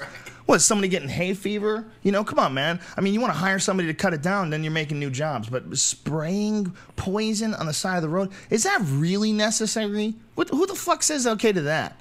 Isn't there laws against that shit? I don't know. What are they doing? I don't know. It wouldn't be bug I don't think stuff. they do it much anymore. They have to still do it, though. They must still. Well, They I have saw to. them do it, but I mean, what are they doing? They What do it- are they spraying? They spraying for weeds? No, I think it's mosquitoes. Mosquitoes, something On the side of the weird, 'cause I road? read about it. Yeah. Well, Right on the side of the road. I yeah, think that's it used weeds, to go bro. in the middle of the night. It used to just that thing, right? Or, I don't know. I don't I'd know. say weeds over bugs. This is too big of an I think area. it's weeds. I don't think it's bugs. Yeah, there's no way. They don't, Start a perimeter. they don't really kill that many bugs because the problem with killing bugs is there's some crazy ecosystem out there, man. There's a whole sort of a cycle to it. And if you squash one thing like mosquitoes or bugs, you might fuck up some other part of the ecosystem along with it and might kill birds. You know Did you what I mean? see the guy? There's a guy who made an entire ecosystem in his house, and that's how he keeps spiders and flies away. Have you seen it? No. I don't know the exact number. He has hundreds of different bug species that eat each other, and he has perimeters in his house. It's an entire. So he leaves the flies, but then the spiders come and make the thing. But then these Whoa. things eat the spiders. I saw it on a thing. He has an entire. That's his bug system, and they don't. And he has perimeter set up, and they don't leave the perimeter. So by the time you're in his house, nothing. Well, look, man, But if he's you got look all at these animals that crazy eat other worms animals, that do this thing, but he's got it all figured out. it's how it's supposed to be set up. I mean, I guess if you paid attention to it and you find out what the prey is and what things eat and what eats He them, He had frogs and all this, everything. He had the whole system. That's fascinating, man. I wonder how much effort he has to put into Oh keeping no, that it was going. crazy. It It's was like a crazy. whole, It's like crazy. something you'd see at a zoo. Like that's his life's work. That's But like it's the hip advertised. bone connected to the joint bone. That's like there's something always fucking doing, you know? Somebody's always eating somebody. Yeah, that's why I don't have piranhas anymore. I had the piranhas were a pain in the ass, man. First of all, you had to clean that tank like every couple of days because they eat messy. It's exciting when they eat, but they eat messy. But they're only exciting when they're eating. When they're eating, it's crazy to watch them, man. I would feed them goldfish, and they would go on a rampage. It was incredible It just suck to watch, as a goldfish. You think you're going to some little kid who's going to name ya, and you're going to fly around the the Not only treasure that, I would chest, get him and in a- suddenly you're like, what? I would Fuck get them in a goldfish. bag. They traumatized me as a kid. I used to fish for goldfish, and the goldfish in New York are the weirdest thing because you get them out of the Hudson River, which is murky. You put them into clean water, and they die. What the fuck? You've been living in that shit water for 10 years. I bring you home. I give you love and There's warmth. goldfish in the Central Hudson? Park. When I was a kid in Central Park, we'd How'd you go catch in- 'em? Just with a little fucking thing or a net. Oh, they were probably carp. Yeah, They're you probably have carp. like the little paddle boats in Central Park, and Oh yeah, no, they're little go goldfish. around. Those Yeah. are they goldfish or Yeah, they're they're big goldfish. They're big goldfish? You don't want to catch nothing out of that fucking Hudson, dog. I seen a friend of mine eat an eel's heart one time out of the Hudson. What? I bet. That motherfucker glowed in the dark for years. You know what I'm saying? When I was a kid, it was funny because Puerto Ricans lived in the Bronx and Brooklyn. It's so weird how the nationality thing goes. But Puerto Ricans' big weekend out in the old days was to go to Jersey. If you watch Copland, you catch the black people under the bridge and Travolta and Stallone's giving them a ticket, and they're like, "That's the last time we'll come over to Jersey," because that was a big thing. As bad as people put Jersey, it's got a little couple sightseeing things. Especially like some people rent a car to go to Jersey on the weekends. How fucking crazy is that? That's hilarious. But Puerto Ricans would drive over the bridge, go under the Hudson in that disgusting murky water. They would undig a fucking barbecue pit that had been there since 1920. And it was business as usual. You know, they pull up with a car. And Puerto Ricans are famous. You know, they come out of the car, tend to a car. That's no hacking thing. It's the shit that was in the car. The grill, the couch, the 12-piece fucking mambo fucking band. I mean, they're amazing. And you go under the Hudson Bridge, and here these people are in this disgusting water. And its life is, they're just making the best of what they had. They came from the fucking Bronx in the 70s, which had nothing. You know, they just dug the Bronx River out. Did you read what they found in there? No. Buildings. What? Like people were throwing buildings and cars in there, and Buildings? yeah, like that. You know, the Hudson, all that shit is so. They have destroyed that. The pollution levels. I watched the show the other day about plastic. Right. I did not know. Do you think it's inevitable that if you get 7 million people living on an island like Manhattan, that you have to just What are you pollute? gonna do? What are you gonna Plastic is- Just look at any random stall at a public restroom. That's only 10 people going in not giving a shit. Yeah. You know, it's like Yeah. you're animals. Like no one knows. I think guys just getting like a public stall and go, I'm just gonna piss all over the place. What And the something fuck happens. is wrong with people, man? Did you see Naples last week on Anthony Bourdain? Yes, I've seen Beautiful that one. city. How about Yeah. the garbage? Yeah. How about the garbage? They don't pick Yeah. up garbage. Yeah, Can crazy. you imagine living your life with garbage out? You know what that fucking smells like after a week? A week in this fucking weather? Japan, I told this story Japan was once pretty about going to messy. Harlem to play One Pocket. My friend Johnny B and Mount Vernon Tommy and this dude Juan, we all went to Harlem to play some pimps. The pimps would be gambling, playing pool. And so they would spend a lot of money. So the word got out. It was like 125th Street in Harlem, maybe even higher than that. And we got there, and there apparently some garbage strike, and the garbage was 7 feet to 8 feet high for a whole block. I mean, a whole block, dude. It was nuts. People would just step outside and throw their garbage on a pile, and there was rats everywhere. Everywhere. Oh, It's God. incredible because there's bags of food. There's bags of things that rats can eat. I'm talking literally a block of 8 foot high piles of garbage. It was horrifying, man. My friends worked for Hunt Chemical, and they went to India. They all got transferred to India in the early 90s. And they came back, and they were telling me stories about how they don't kill rats there. What? So when you pull up at night with your car, you know how you see a raccoon or a fucking Right. cat? It just be rats in your garbage. You have to sit there for 10 minutes and let them run out of the fucking garbage before you get out of the car. Yes. That I can't deal with that guy. Right. Did you see the rat they found in the Bronx? Yes. I know you've seen that. I saw that. I Tell went them to how, Pitchfork. tell them how big the fucking rat were. Fucking And how many were they? Enormous. They said there's a lot of them. The guy looked in and goes, he thought it were kids in there. He thought it was like kids. They were Yeah. fucking. He put them out. They were like a cat. The back legs. You Yeah. know how a cat picks his legs up? Yeah. He had it like Like this. 3 feet. What, The when big, they- How big it was were the they? biggest rat I've ever seen in my life. It was fucking enormous. Its body looked like it was almost 2 feet long. His body was The cat is good. clearly more than a foot long. His body easily could have been a foot and a half, maybe even 2 feet long. It was a big rat. And this guy said there's a lot of them there. He said there was a lot of them in that hole. Yeah. You know, it's so weird. Like, I grew up on 88th Street for a while when I came from Cuba, and we would kill rats. You know, you chase a rat, hit him with a stick, light him on fire, throw rocks at him, the whole fucking. yeah. You make sure that motherfucker's dead. Yeah. Then I used to spend my summers on 148th Street. My godmother had 3 buildings, so I could walk underneath. I seen a rat under there one time that his eyes were so fucking big. His eyes were so fucking big that I was like, no, you know where I've seen a big rat too? At the La Jolla Comedy Store fucking condo. Yeah. I seen a rat in that motherfucker. I packed my bags and got back on that 5, bitch. Really? Oh, yeah. I seen a big rat there. I think they live in the ocean. God damn, I they live in the can't- ocean. Listen, I can't deal with that. Rats I'll are deal- so fucking durable. Yeah. They can compress their body and get through really small holes too. Like a big rat can smush his body and get through a fairly small fucking hole. It's really kind of crazy to watch. Rats are fucking, you know, Do you think guys back in the day, like 400, 500 years ago, were afraid of rats, or they just looked at it as food? Like, we're lucky that we don't have to deal with the rats. But I'd probably say just food. mentally, I don't like think they were afraid. yeah. If you go back like Neanderthal days, they didn't give a fuck about a rat. Anything small. Because I have they would rats. kill I it live and up eat in the it. hills too, and I have a privacy fence, and you'll see them just running. My dogs will try to, and then I'll jump every time I see one. I'm like, when do you get over that? Dude, I used to have them I had to bring in exterminators. I used to have them in my attic. You would hear them. It was like literally like 2 dogs fighting up there. I would hear like they would screech and squawk at each other sometimes because they would be mating. So I'd hear rats Here? scream. Fuck yeah, Here? in my house. I'd hear it in my attic. I had to hire a guy to come in and kill them all. How He big said were they it up was there? nuts. Nuts. They weren't that big. They were regular size. But you know, they're fucking Ratatouille. running in your ceiling, running and slamming into things and fighting over pussy. They were screaming and fighting over pussy. isn't that weird? I don't know if you were there, a friend of mine told me once how they would do arson in the old days. They would get a cage and put mice in them and pour gasoline on the mice and light the mice on fire and pull the thing. Whoa. And the mice run into the walls and dig. smell.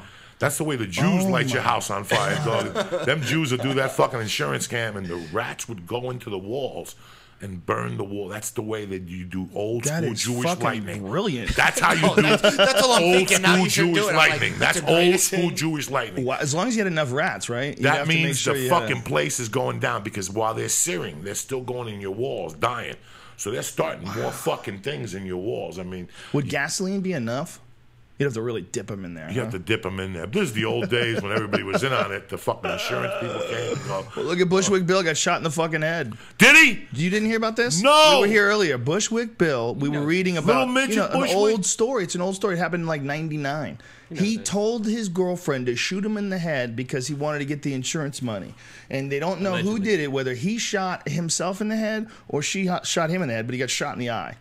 So is he alive? Yeah, he's alive. Because somebody seen him in Houston years ago. John Westling, somebody Oh, yeah? said, I seen Bushwick fucking Bill. No, this We happened just in the figured long it time out. ago. It happened a 80s. long time ago. Oh, okay, okay. So I think he's on the cover of one of his fucking We Can't Be Stopped, I think, the Ghetto Boys, with the patch over his eye, where it shows his eye all fucked up where he shot himself. Yeah. Isn't it? Yeah, it's on one of the albums where he's coming out in a fucked gurney. up or would that be to shoot yourself? When you're high on Everclear, apparently, you do a I lot don't of know, what crazy is things. Everclear? Everclear is like some super powerful alcohol. First time I got pulled over, I was on 7 shots of Everclear. What? And the cop, I was 16. Oh my And god! I used to hang out. I used to work at this movie theater with all these guys that were like 18 or 19, and they would go to this military base and buy Everclear. And so What? they thought it was cool because like they were the ones that first introduced me to weed and everything. I've known The these- military? No, these guys that I hang Okay. out with, these older guys. And so they thought it would be funny to like get me fucked up on it by like giving me shots. And I wanted to act like, oh yeah, I'm cool, I could do shots of this, not knowing what Everclear was. I just heard it was like a strong alcohol. What is the percentage of alcohol in Everclear? I wanted to say it was Strong. 120 Let me put you this So way. you had 7 of them, proof. and then they let you drive. Well, no, they thought I was crashing there, but I lied to them. If and you it's know like, Brian, he got in that fucking car. I'm not drunk, bitch. Yeah, I ain't drunk, motherfucker. I had 7 The shots. cool- Yeah, The he will coolest- argue with you when he's drunk. This is all alleged, by the way. And the coolest thing was, though, is that I got pulled over right down the street, like literally like 2 blocks. I got pulled over, and the cop goes, "Dude, you're wasted. All right, here's the deal. See this UDF, which is like a gas station. He's like, you park your car in there, you sit there. He's like, I want you to go inside, buy a cup of coffee. I'm coming back in 4 hours. If you're not here, I'm giving you a fucking DUI. I'm going. I know where you live Wow. and everything like that. What a good And- cop. Yeah, yeah. Sort of. And Really, you know how should I go to feel jail, about you no, fuck. he even gets better. He even gets better. I was like, he's like, so go in there and get a coffee. And I'm like, actually, I have no money. And he goes, and he gave me money to buy a cup of coffee. Wow. And then, so I That's sat a strong there for cop. hours. There's good cops out there, man. Everclear in Boulder, Colorado, there's a Mexican restaurant. I don't know if it's still there. It's Papusas? No, it's on Melrose. Melrose on whatever the main pearl. If you're in Boulder, go to Papusas. Fucking tremendous. But the secret of this place was their margaritas were made with Everclear instead of Cointreau. Wow. So you were only allowed 3, and then they asked you to fucking leave. And I see tough guys going there. Fuck that! I ate Quaaludes. 3 of those, and you just be like this, bro. I think El Coyote Are they does allowed that. to do that? I think, They're yeah. allowed. I think El Coyote does Three- that in Los Angeles. 3 limit, 3 margarita limit, bitch. And for lunch, they had a 1 margarita limit. You could have 2 little ones. They had little ones for $1, like little champagne wedding things. El Coyote does that? They don't tell you what's in the, like they win all the margarita contests, you know, they're like almost every year. Right. And they won't tell you what the secret ingredient is. But every time I go there, if you just get the one on the rocks, I'll get 2, and I feel like I just fucking did ecstasy sometimes. Yeah, we need to film this. We need to film us going to El Coyote and having some margaritas. Let's do that, boys. That's absolutely You know what's do that? crazy? I'll though? drive. You know what the craziest thing though? That one of the craziest. We're going to hire someone to drive. Yeah, we'll get a little car. One of the craziest things that tequila. Just kidding, I'm If it driving. depends on what mood you're in. If you drink enough tequila, bro, it becomes something different. Yes. It becomes a different animal than vodka. Or tequila's a kind of tricky motherfucker. Yeah. I don't know if you motherfuckers ever ate the worm. I made a mistake once and basalt and ate a worm. The tequila makes me. I think, yeah. There's a difference between tequila drunk. It sounds ridiculous. Yes, though. it does, but it's true. Tequila on drunk and tequila. whiskey drunk. Whiskey drunk is more like fucking aggressive. Tequila drunk is more like we gotta find the vampires. Oh, I'm at tequila. I'm angry. I'm There's your violent pyramid and angry there. with tequila. I don't Yeah. get angry on tequila, man, but Jack Daniels is questionable. Yeah, Jack I'm Daniels a happy drunk. always. I mean, you never seen me angry as a drunk. You ever seen me angry? I think a lot of that you go into. So if you think I'm an angry drunk, and Tequila's dangerous. then you start drinking, For you some put people, I yourself think it in gives that you a moment. weird reaction. I It really black does. out. I'm not an angry drunk though, and I don't believe in that shit entirely. I feel like if you're an angry person and you get drunk, then you become an angry drunk. If you have some fucking unresolved issues, then you become an angry drunk. Because most of the people I'm know, not even really saying angry. I guess just crazy. Like tequila makes you just fucking like rob a car. you're a and- silly drunk. You become silly when you're drunk because you're a silly person, and it's like for you, it's your inhibitions loosen up and you become more like that podcast that we did with Bert. You were fucking hammered and you were really funny. And one of the reasons why you're really funny is because you were giggly and silly because you went into lose your inhibitions mode, right? Now, But if the that was peop- tequila, I would have had sex with Bert. Now, you would have drank your Is piss. what I'm You would- saying. Is you there would any have- booze that makes you guys crazier? Like, let's say I drink a beer and I did blow. I would go home and just want to fuck. But when you do tequila and do blow, you get all creepy and shit. Really? Like, you want to put a cape tequila's on and you fucking- start looking at a chick thinking about maybe she could do a somersault and land on my face. You know, like, you just get It's got kinky. spirits in it. Tequila's got spirits in Something. it. I get fucking creepy on tequila, bro. Creepy.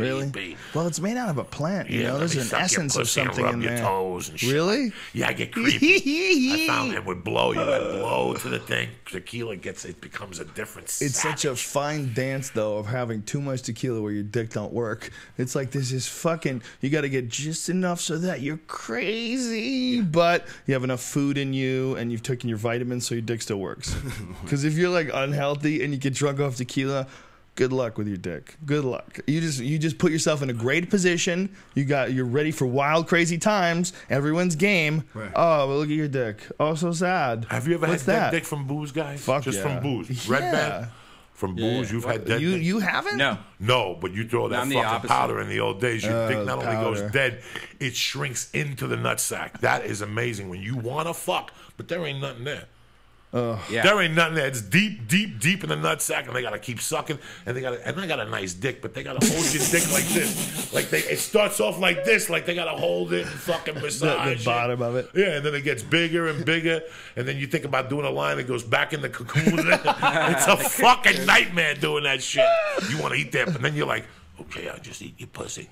Like you just fucking all the thoughts I had in my mind. Fuck it, I'll just eat your fucking. The pussy. most embarrassing ones that I've ever had was when I was drunk and I started to fuck, and then as I was fucking, the alcohol really kicked in, and then I completely lost my boner. So I lost it while I was already having sex. So Alcohol's it's like Viagra. for the girl, it's like it's a terrible I feeling. remember I just man. puked once. For a dude to have a hard dick, put it inside you, and then you don't even keep him interested enough to keep the heart on. And then it was just pathetic. I threw up. Like I was like, you're trying not to act like you were, and then I reached down by her to almost like you were gonna whisper, and I turned my head and threw up and tried to like do it like a barf bag where I kind of kept that contained and went back, and then she was like, "Did you just throw up on my comforter?" Yeah, you tried to. and you're like, You ever have a chick throw up and you don't give a fuck? You still Stick gonna it way get back in yours. his mouth. Fuck that. Look the other way. I'm still gonna give you a stabbing. It so starts getting gross. sour in For there. sure. You don't give a fuck. Yeah. That smells on Oh, her, and you're just yeah, like you trying don't to give a kiss fuck. her, and you're like, "Oh, is that fucking celery? that's What great. the fuck?" And they even say to me, "Kiss me, I'll kiss you." Fuck Yeah. you. Let me shoot this fucking load in that dead snatch, and I'm getting my alcoholic ass out of here. Kiss you, you dirty fuck.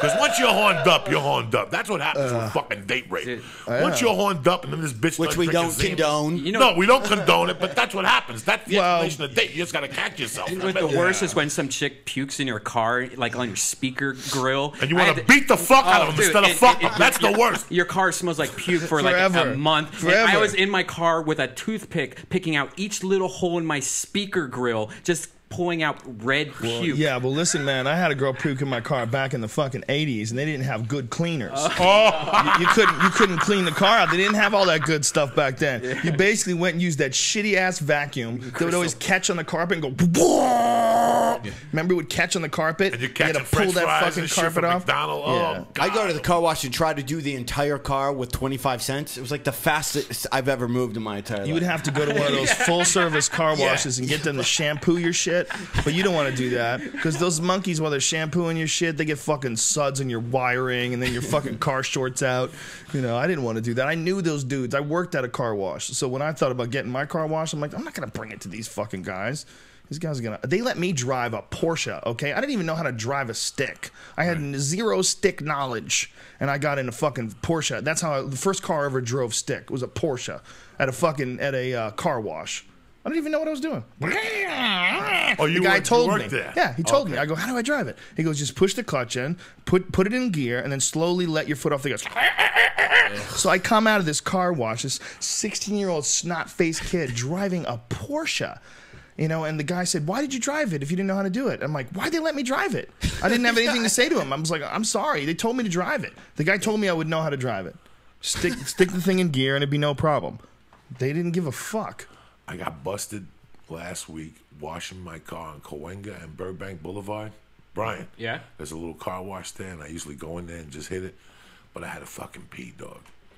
I just had a pee. So while I was washing the car, nobody was watching. You know me, bro. I'll pee at a phone booth.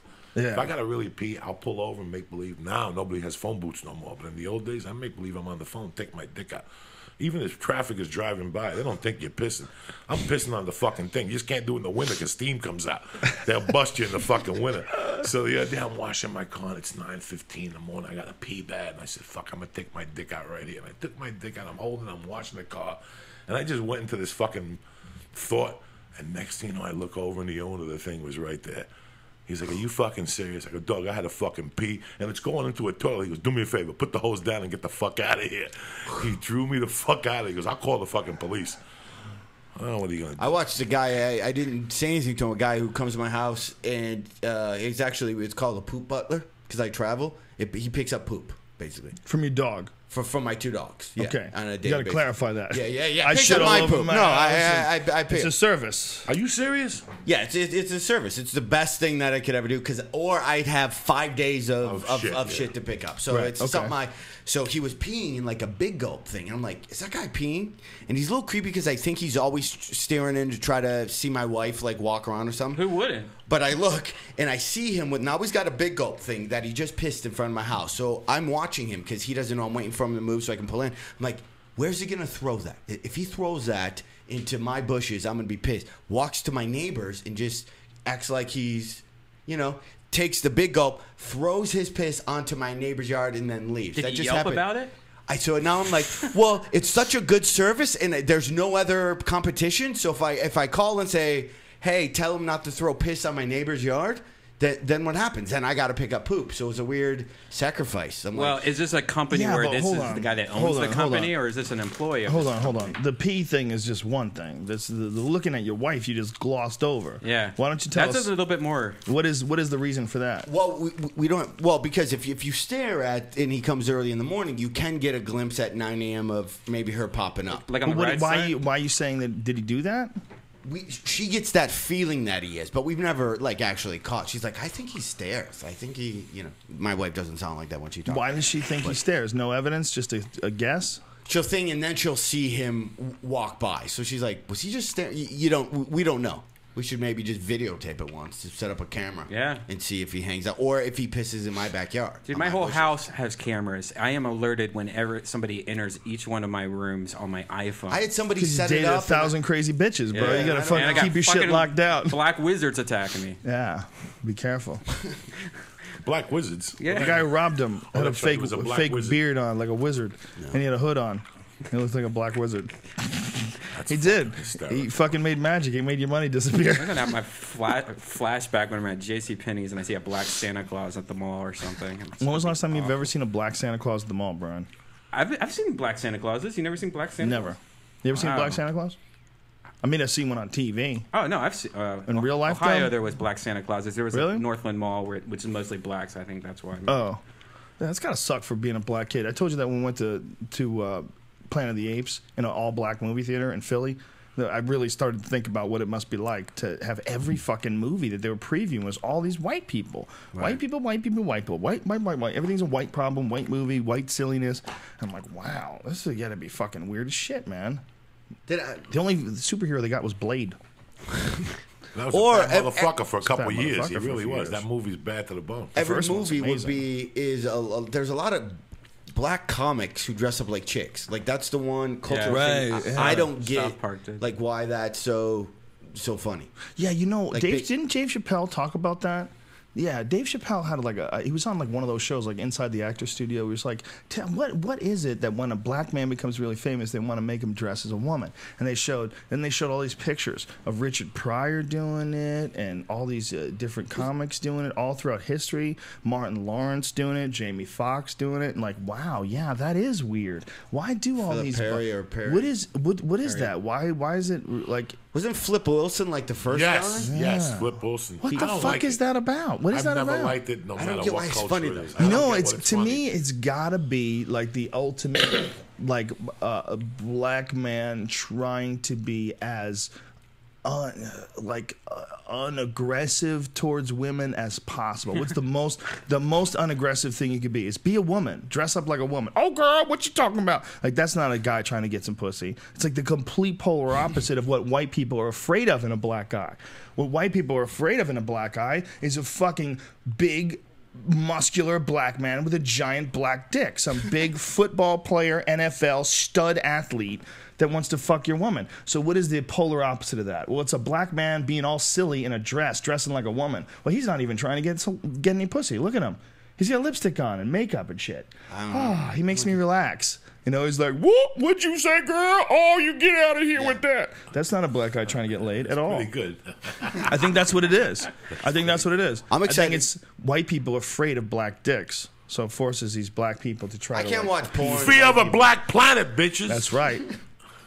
I can't watch watch porn porn. if it's a black dude. Really? Why? I just can't. What's wrong with you? Because he doesn't have a black dick. It's hard to somebody fantasize. said I can't get into the fantasy. It's nothing about me being racist. I think it's I gay just if you can't. watch a black guy fuck a white chick if you're a white guy. Because now you can't even pretend that's you.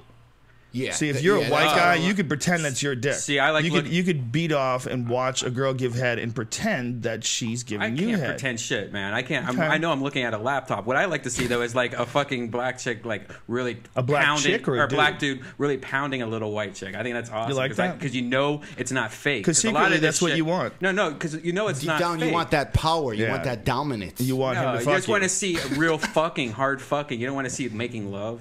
Okay, Brian. I'm not in. Listen. I was just trying to make a joke, dude. I don't really believe that there's something gay about watching black dicks. I You was like- trying to go on a little comedy like rant there, blowjob fella. videos, so it's- But I if you think- want to go on with your little freak shit and talk about how you want, like watching a girl get fucked in a way that you're not capable of, and that's what really turns you on, You like you go blowjob for it, videos. buddy. You like I'm just blowjob trying to videos. take. I do like blowjob videos. What the fuck's that about? I like getting you head. Like to pretend I that- like getting my dick sucked. You can pretend. You like the whole thing and look Yeah. at it. I don't listen. I don't. Some girls are good at sucking dicks, and it's awesome. I like to see a woman snatch for a little while, but I really like the art of seeing a chick suck a dick. Yeah. You know, I'm gonna be honest Brian, with you. why guys. is that shocking to I'm you? because There's a that's million 50% videos. cock. Let me explain something to you. I Yeah, you pretend it's your dick. That's why you don't want to watch black ones. I was in county jail, why would I wanna pretend? and I've never looked at a black cock, nor do I want to see one. When I popped on that Kim Kardashian tape and I seen little RJ's fucking dick, and it didn't stop, I turned that motherfucker off. You understand me? And I remember telling my buddy, I'm not fucking. He was like, "You're prejudiced." I ain't prejudiced a black dick. I'm just prejudiced a dick. That black one was like fucking Jaws. It didn't stop. It didn't fucking stop. It even had the Jaws music. Dun, dun, dun, dun, dun, dun, dun. That was the worst thing I ever seen in my like. I looked at that tape to see how hot she was, and I hit it off from the fear. Like I had fucking dick is that fear in big? my. It was his dick, her ass, her It was snatch. awesome. She got fucked. And she got hard. It fucked. was awesome. I only watch it, but when she goes, "I want to come again," and she's sweating, I'm like, "This is a fucking pig." Yeah. This chick is a fucking Isn't animal, it amazing how far she's come with that? and we don't give a fuck. Because she got fucked really hard. Hard, people loved it. You got Yeah, fucked. but It it has to be accidental. You can't put it out yourself. You can't make a video and go, "Here's me fucking," because no porn star has ever reached the status of Kim Kardashian. And what she's done is accidentally have it and put it out, Listen. and that's why she's about to start making money she's off got it, it. too. But that's how she 40, got 50 that. million already. She Yeah, did but that's she got in a back door. She did something amazing, guys. What? She did something amazing. See, when we pay for porn, we pay to see a black guy fuck a white chick or a white chick fuck a black guy. She fucked that motherfucker out of clear love or whatever the fuck it was. Oh, please. She They did that on fucked- purpose. I The whole understand, thing was a but plan. she fucked his brains out. Right. It wasn't like porn. That's why it shocked us. Well, they were so really much. fucking, right? They were it boyfriend wasn't- and girlfriend. It was like, when you do porn, you show up at 1 and Right. whatever. Yeah. Right. This We all gave us know. this Yeah. gave us something different. And dog, whatever they gave us, I tell Joe, we wake up in the morning, we're like, where are we doing a set tonight? That bitch wakes up and says, how am I gonna be the number one trending topic on Yahoo and Google? And if you look at Google and Yahoo, she's number one 3 days a fucking week. I don't know what the fuck she does, but she's a genius. Whatever she did, the people don't country care. took. She's a genius attention whore. What she is the Michael Jordan of attention whores. And now she's dating a super tall guy with probably the biggest dick ever. Oh, and he's worthless. And that he's sex tape's gonna she's come gonna out. eat that fucking monster alive. They just told her the other day that she was married before. He's like, really? She was? That fucking Momo thinks he's the first one that fucked her. Yeah. He don't know that she's been swallowing dick up in fucking Calabasas since she was 15. Well, he's probably just excited to be with someone famous. That brings him he's a little into the boss, public too. He's eye. a little fun. Well, now, what does he do? He plays basketball or football? He looks like he plays basketball. He looks He's like he plays fucking basketball. huge, and like his dick must just like curl up in her butt like a snail or something. Bro, she's had a lot of huge focus on dicks the in her penis. ass. They let that Max Hardcore guy out of jail. Really? Speaking of like levels of shit, if you don't know who he is, he's a guy who got arrested in Florida because Florida has like some crazy laws where like if you ship things to they have like very strict ideas of what's offensive and what is what's the word, obscenity. And this is what the guy was arrested for because the porn was obscene. He's got some hardcore shit where he pisses in girls' assholes, holds their asshole open, sticks a straw in it, and makes them drink the piss out of their asshole. Classic. Yeah, I mean, he goes deep. That's He like goes your deep. boy, that fucking Guinea. Mimi Montanucci. Who? What's that crazy porn guy that my buddy sent me a link of? And I'm like, I thought it was a joke. Who's the Italian guy that fucks bitches, makes them put- Rocco Siffredi. That's my Rocco's a motherfucker. savage, but Everybody talks Rocco's- about Capone and Gotti. yeah. Fuck that shit. You want a real Rocco Guinea? Simonuti puts Rocco his cock in Siffredi. your ass. He fucking fucks him in the ass, then makes him fucking suck his dick dick. while they're eating a slice of pizza. Those That's a are- gangster right there. He's one of the first too. He was one of the first ass to mouth they're guys. fucking like from the 70s. He's got sideburns in one video I seen. That said, drop it out. That said, there's something gay about being into a male porn star. Like, what do you got? What's the recent Rocco Siffredi? I like the way that guy fucks. There's something real weird about like being a fan I've given of a myself dude. an actual break. I've trying to deporn my life a little bit. Really? You trying to cut it back? Well, only because it just, as a comic, you go back and you watch it. My brain now, I watch 30 seconds and then that damn search, I'll go, wonder if there's Asian girls with black socks who work at Starbucks. Click, click, bam. Oh, look at that. Oh, I wonder if and then you just find yourself, how many did I watch? I watch at maybe 10, 15-second increments, and then my brain moves on to the next thing. So I'm done. You're porn I'm done. ADD. I'm done for a little bit. bit. And people write comments about porns. And then Have you ever been into I get bondage? pissed. Have you ever been spanked or any of that? I'm not into any of that shit? crap. Have People you ever write tried it? comments about porn. What are you talking about? On the That porn bothers sites you? now, it'll have comments about the porn, and I just get pissed at the people going, "Oh, I would fuck her way better than this guy. Her face is a bit. Just be happy you're watching porn." Like people are so desensitized now That you actually have to makes rate. you upset? Yeah, I get mad at the kids. I'm not a I big get porn mad guy at the like porn. you. I'm not big to porn at all. The only site I've been on is the one my buddy linked me to for the Kim Kardashian because I looked on my own and couldn't find it. They kept on my credit card, and I would tell Brian, and Brian's like, "I got free." I don't know nothing about the computer, and I've been on YouPorn. And YouPorn, I've told it 1,000 times, the chicks are filthy, but I hate YouPorn. They have dirty feet and they suck dick and all that dumb shit. But I tell you what the fucking pisses me off about YouPorn, that they lie to you.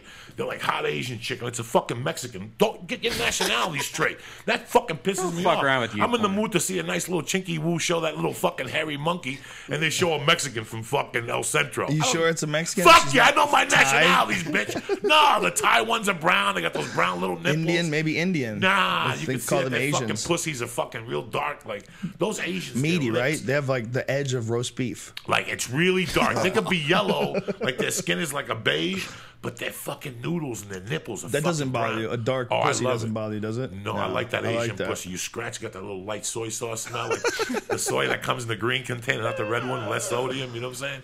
I like. There was a chick at a thing I did a couple weeks ago. A shoot, guys. This Asian was so fucking hot, but she had that soy sauce thing going. That she was real. Right. She was Chinese from San Francisco. This bitch was banging, and I could tell she was a dirty freak. I just couldn't. How could you tell? I could just tell. Smell it. Look at her eye You contact. could just tell. Yeah, you could just tell she was flirty. You could just tell she sat one time and I could see her thong. Once I see that thong, that's it. I could tell they're filthy animals. That's just you could close them, but I got nothing to offer. I got nothing. She's 20 fucking 2. What am I going to give her? Drama. I can't deal with that shit. You need big dick and big Should have pockets. said, take my hand. Take my hand. We missed the earlier part of the show. John Heffron stealing bitches out there, out in the wild. So did you hear about the UFC? They just made Alistair Overeem versus Brock Lesnar Beautiful. December 30th at the MGM in Vegas. And Brock will Holy not gonna shit. show up. A 5-round fight. He's Brock's not going to show gonna up? show up. What are you talking crazy? about? You better not be talking shit on Why Brock, He ain't bro. showing up, guys. Why do you say he's not showing This up? tuberculosis is making a comeback. in November. Diverticulitis. He had surgery. I know Apparently, they think that he's cured 100%.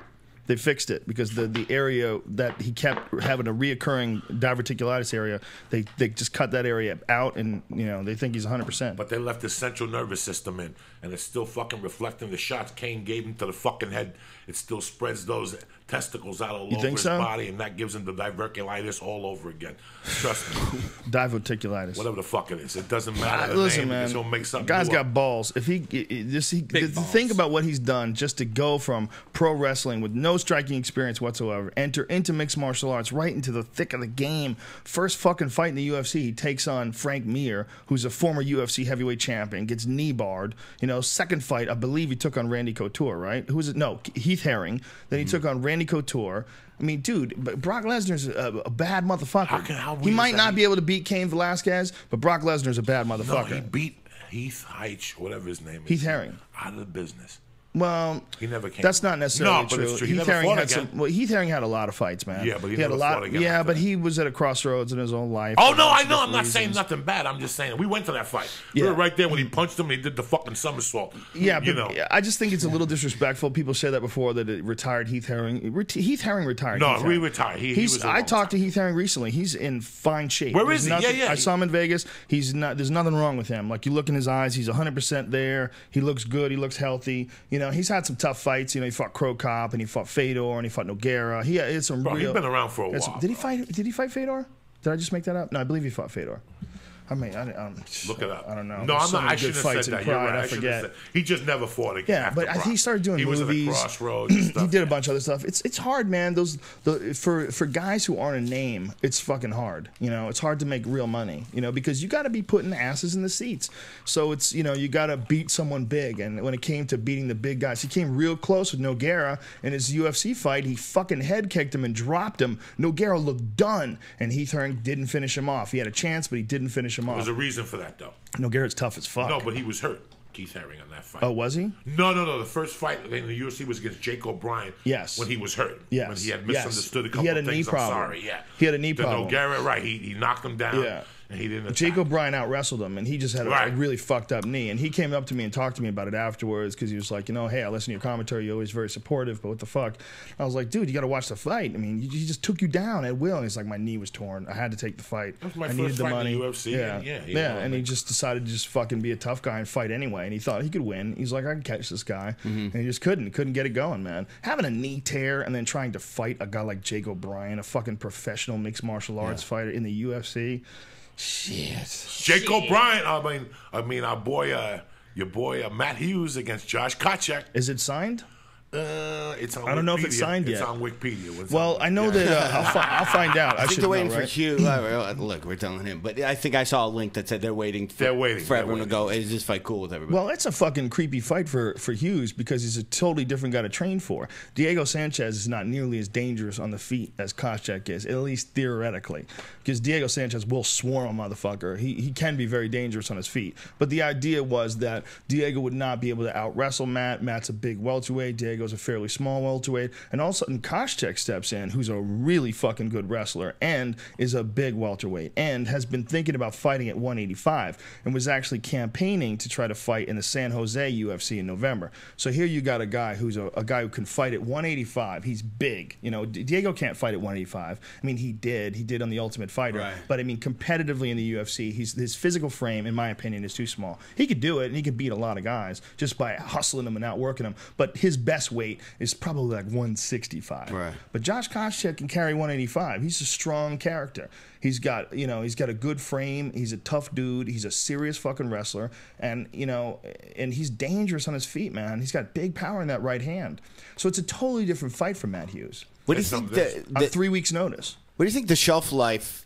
You think shelf life is getting smaller from a fighter, like where you have 5? Let's say from the time you start sprinting, i.e., you get a big fight, and then you're taking them a lot.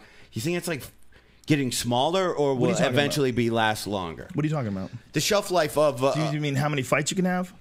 Yeah, before you start to deteriorate. Yeah. Depends on your style. Some guys last long. The other guys damage. they had a really good 3-year run, and then physically something happens. A guy like Machida, here's a perfect example. A guy like Machida takes very little damage. So a guy like Machida, he'll run for longer than a guy like Vanderlei, who's got this wild attacking style. Right. And it's maybe not, Vanderlei is a bad motherfucker. I mean, Vanderlei's been stopped a few times now, but it's because of Vanderlei's style. If Vanderlei played it safe, you saw like in the Michael Bisping fight, he's still there. I mean, maybe his chin isn't as good as it was back in the day, but the truth is that back in the day, he got dropped a bunch of times too.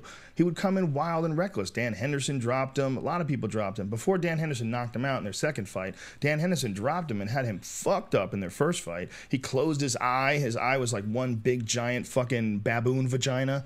It was bad, man. So Vanderlei has always been in there with guys that that have put him in danger or dropped him or hurt him. Mark Hunt dropped him. But when he got in there against real good strikers, that's when he had real problems. That's why Cro Cop fucked him up. Yeah. If you go back to watch that fight in Pride, man, he beat Cro Cop in their first fight, or maybe it was a draw, I think, because they had weird rules, like you could only go to the ground for like 30 seconds. But Vanderlei took a lot of hard fucking kicks to the body. That was when Cro Cop was in his prime. Cro Cop didn't have a sprawl yet, though. He wasn't confident enough with his takedown defense to have a full MMA fight. But by the time they fought the second time, man, that was Cro Cop in his prime. That was the heavyweight Grand Prix. And he fucking head kicked Vanderlei into another universe, man. That was when Cro Cop was the best. So Vanderlei, with that wild style, has always had a problem with guys like that. Bro, I mean...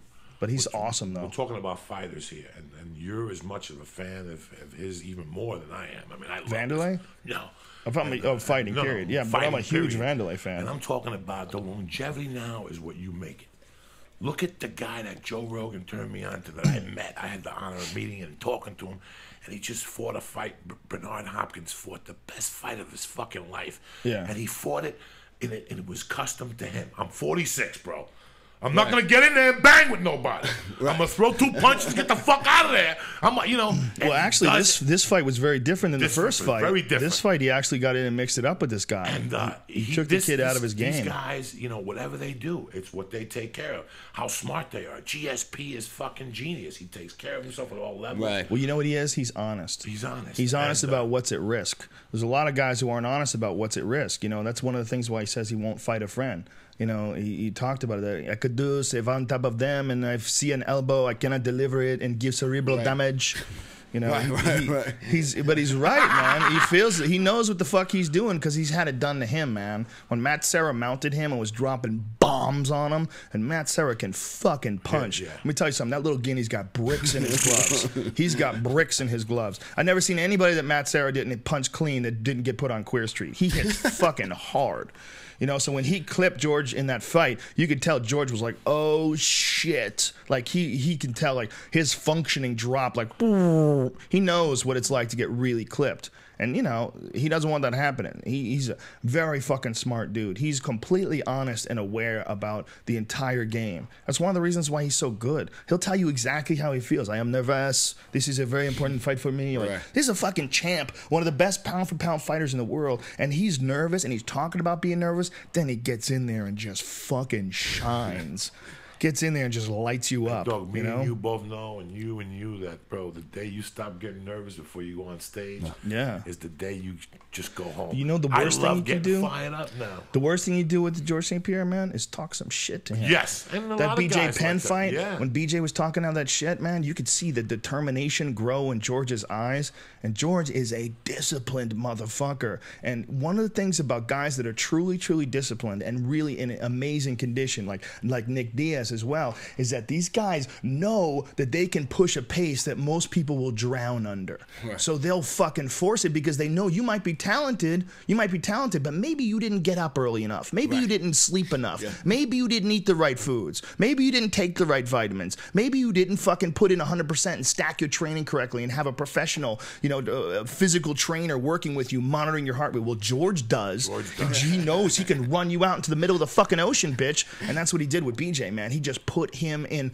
a position where he forced him to work real hard from the beginning, tired his muscles out, then started taking him down and beating the fuck out of him. And the way he did it was genius, man. And the way he did it was fueled by that determination that was brought on by that shit talking. Hey, dog, he did it to fucking Kacek. Yeah. Kacek had to wear a monocle for a fucking year. Yeah. And he might still walk in that ring with a fucking monocle. Yeah. He punched the fuck out of that eye. With a jab. He punched the fuck out of that eye. Not 10 times, 30 times. So even if I fucked it up, I'm going to keep punching it because I'm going to fuck it up again. Every time you look in the mirror and blink, motherfucker, you're going to think of GSP. I went to this thing, the Professional Muay Thai League, MLP or MPL, it was in Long Beach last weekend, and I got to see really high-level kickboxing, like live in person. That's fucking rare, man. It's rare that you get a card like this. Buakaw, that Thai guy with 198 victories. He's not even 30.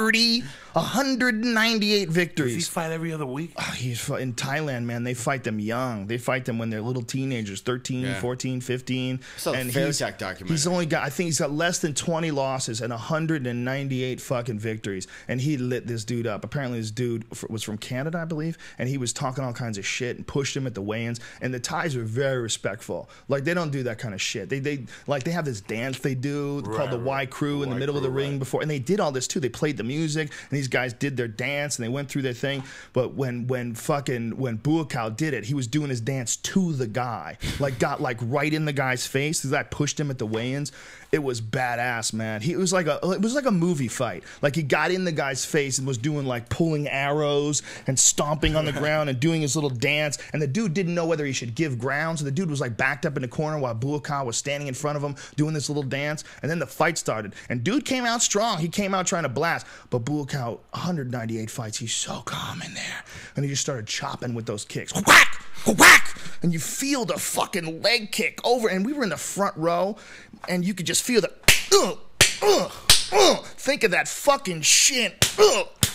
And you could slowly see his legs starting to give out, and then he was going high with them and just beating his ass, flying kneed him, front kicked him. Finally, he front kicked him and knocked him down. The referee said, "That's enough." That's enough. The referee saved him because let me tell you something. Buakaw was just starting to break the guy down. They were in the fourth round, and the guy was just starting to stumble and fall apart, and he kept hitting those fucking legs. Whack, whack, whack, whack.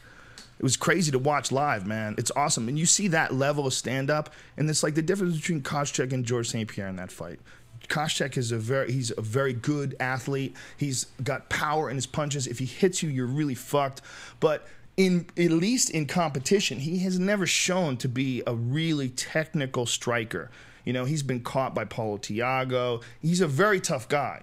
Don't get me wrong, but he's not like a guy like Buakaw. There's a certain level of striking where a guy gets to where they're always safe and they're just lighting you up. They find your timing. It's like when Anderson did to Yushin Okami. He finds your timing and then he's safe, man. You're in a fist fight and he's not. How about that? How about you're just a fucking target and he's standing right in front of you, bang, bang, just firing off on you. And when you see that happen, man, when you see a guy figure out another guy's timing like that, man, that's a wild shit to see. And there's guys that can do that to George. There's guys, strikers, that could do that to George in a straight kickboxing match. But just can they do it when they're fighting off that takedown? No, they can't. They get scared of that takedown, and then they can't pull the trigger. And that's what happens. Because George hits you with that power double that comes straight from fucking Mars. He pushes off that ground and covers distance in a way you can't believe this guy can move that fast. For a white dude, how is this dude moving so fucking fast? He'd be a good DB, wouldn't he? How fucking good of a DB would GSP be? Just let him loom back there. Just let him loom. Just stay back there. Do your little gymnastics in your mind. As soon as that ball gets released, I want you running and tackle that motherfucker like you take down all these. A guy like GSP, you could probably have him do that, and he'd be awesome. He'll be awesome at DB. Yeah. Leave him back there. No coverage. No coverage. Just leave him back there, dog. For now, for today. We'll get him to cover people next year and watch what he fucking does then with his footwork. You ever see him jump those hurdles? But I was watching him on Google this morning doing gymnastics. I'm tempted to go to the place on Vermont and join up for the month and walk on my hands and knees like a Momo. That's how good that gymnastics shit is for you. And he's taking it, dog. He's so smart, dude. George is so open-minded. You know, he'll try ballet. If someone tells him ballet will make him a better fighter, I'm here to do ballet. He'll fucking step in there. I'm not impressed with your ballet. He doesn't give a fuck, man. He will fucking do it, man. He's got an open mind. He actually asked me to teach him some shit. You know, to go to the commentator of the UFC and say, you know this, show me how to do it. Most people would just go, what the fuck? You're the talker guy. You do the talking. You know, but like when I taught him how to throw the spinning back kick correctly when we were training. Dude's completely open-minded, has no ego. He just wants to learn. Just on our level, when you talk to other comics, like you always have like a new guy go, do you have any advice? And you start to tell him, you go, oh yeah, no, I don't do that. I don't. But what's your? And you go, really? Yeah. Really? Yeah. Those guys got it all. I'll listen to anybody, man. Louis C.K. came up to me once after one of my sets and gave me all these notes that he wrote down while I was on set. I'm like, this is the fucking coolest thing ever. I had a King Kong bit. He's like, what if King Kong had a wife, a cunty wife? And he's like, giving me like ideas. I was just thinking this while you're up there. I'm like, fuck yeah, man. Give me advice. You accept tags. I've seen you all the time. All the time. People come up to you and say, hey, John, I love that bit. Have you ever thought about this? And you're like, oh yeah. It's funny how many guys don't though. I mean, I had some guy once and go, you talk too fast during this particular thing. Just slow down, and then the very next show, slow down, got laughs. You're like, oh shit, I didn't even see it from that point of view. Heck, dude, laughs. Way to do it. Taglines are a gift. You know, when a friend gives you a tagline, like here's a tagline that Kevin James wrote for me. When you know why I was doing that Anna Nicole Smith bit? Well, like, it's time. Kevin James wrote, for a rim job. Kevin James wrote that because I was already like, lick that ass. You don't get that. I always had this bit about him dying, you know, about Anna Nicole Smith's husband forcing her. And Kevin and I were just riffing on it. And Kevin came up with, it's time for a rim job.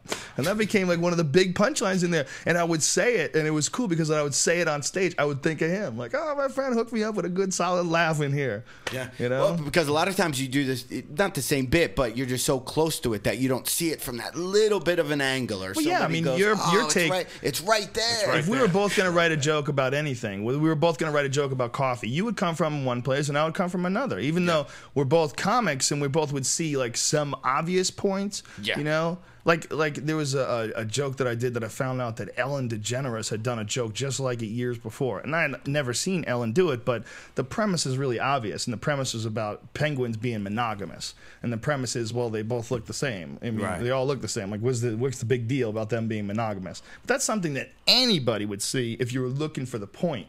You know, you're looking for like comedy in like an obvious sort of a situation, like penguins being monogamous. Right. You know, you would probably come up with the exact same thing. If I said, write a bit about penguins being monogamous, you would probably like, well, what's the big deal? They look exactly the same. You would instantly go to it. 90% of comedians would instantly go to that. You know, but it's like your take from there on, once you get that, then it's going to be like, some people go, like Duncan would get real weird with it. Right. He would find some fucking weird spiritual angle. And well, they say in the Bhagavad Gita, and he would be like, come out, and you would have a different angle. And it's you funny, would have a different angle. When somebody gives you a tag, it feels like somebody sometimes just gave you a $500 bill. Like sometimes you have the same, like, thank you. You couldn't have wrapped a gift or bought something on Amazon that would do the same feeling. I had a friend, Brian Fraser, who at the time was he needed some money, and I was making a lot of money, and he had a heckler line, and I like, dude, that's the greatest fucking heckler line ever. He goes, I'll sell it to you. So he sold it to me for $500. Wow. This is the heckler line because I never used it, but because it felt weird. But this is the heckler that he said. He's like, this is what happened when God made you. Oh, and just a dash of cunt. Oh no, the cop fell off. The top fell off the cunt. Too much cunt. Shit. It's a great line. I did this past week. I was trying to think of situations back in the day when guys were preparing for battle, but their wives were still in their brain. Because I was trying to go, ladies, every once in a while, your guy gets a look on his face. Just leave him alone. He's trying to, and I act like I was a guy sharpening my sword and did the hand thing like the wife was right in there. Right. And I had a comic go, you should have her bitch about, really? You're going to leave your shield right on the table? It's like, "Pa, that's so funny." And then the very next show did it. But it adds a whole different spin to your act when you get that little fun. Right, little, thanks for the layup. That was awesome. Yeah. Thanks for the assist. And sometimes that turns it into a bigger bit that turns it into something you weren't even thinking about. But it's really funny how some comics will take a tag. Like, I'll take a tag from somebody I definitely trust. Because somebody gave me a tag once and it was fucking stolen. I ended up spinning in the guy's fucking face. Yeah, that was So unfortunate. I gotta be fucking careful of what tags. I'm really not into. I like when a comic comes up and gives me a different angle. And years ago, I remember watching Chris Rock, the one special, and it was pretty funny. And then he had the second one. And I remember seeing him at the store on a Monday, and he had Jenny and DePaulo with him. And I didn't know what the fuck they were doing. They were just talking. And the next night, I was at the Improv, and there he is with Louis C.K. and DePaulo. And what he was doing was, he would get his advance from HBO and give everybody a taste, and go during the week. I want Jenny, DePaulo, and you guys each come up with 15. I'll do 15. We got a party. Right. I'm getting $200,000. I give everybody 50. I keep 50 for an advance. I got a fucking party. I get the best of what they had. And different perspectives and different on that styles joke. of doing the punchline. And you could see the difference in the specials. You could see the difference in the specials, his early specials and the ones later on. You could see the Paulo. You could see the precision of Richard Jenny. You could see the wackiness of Louis C.K. And let me tell you something.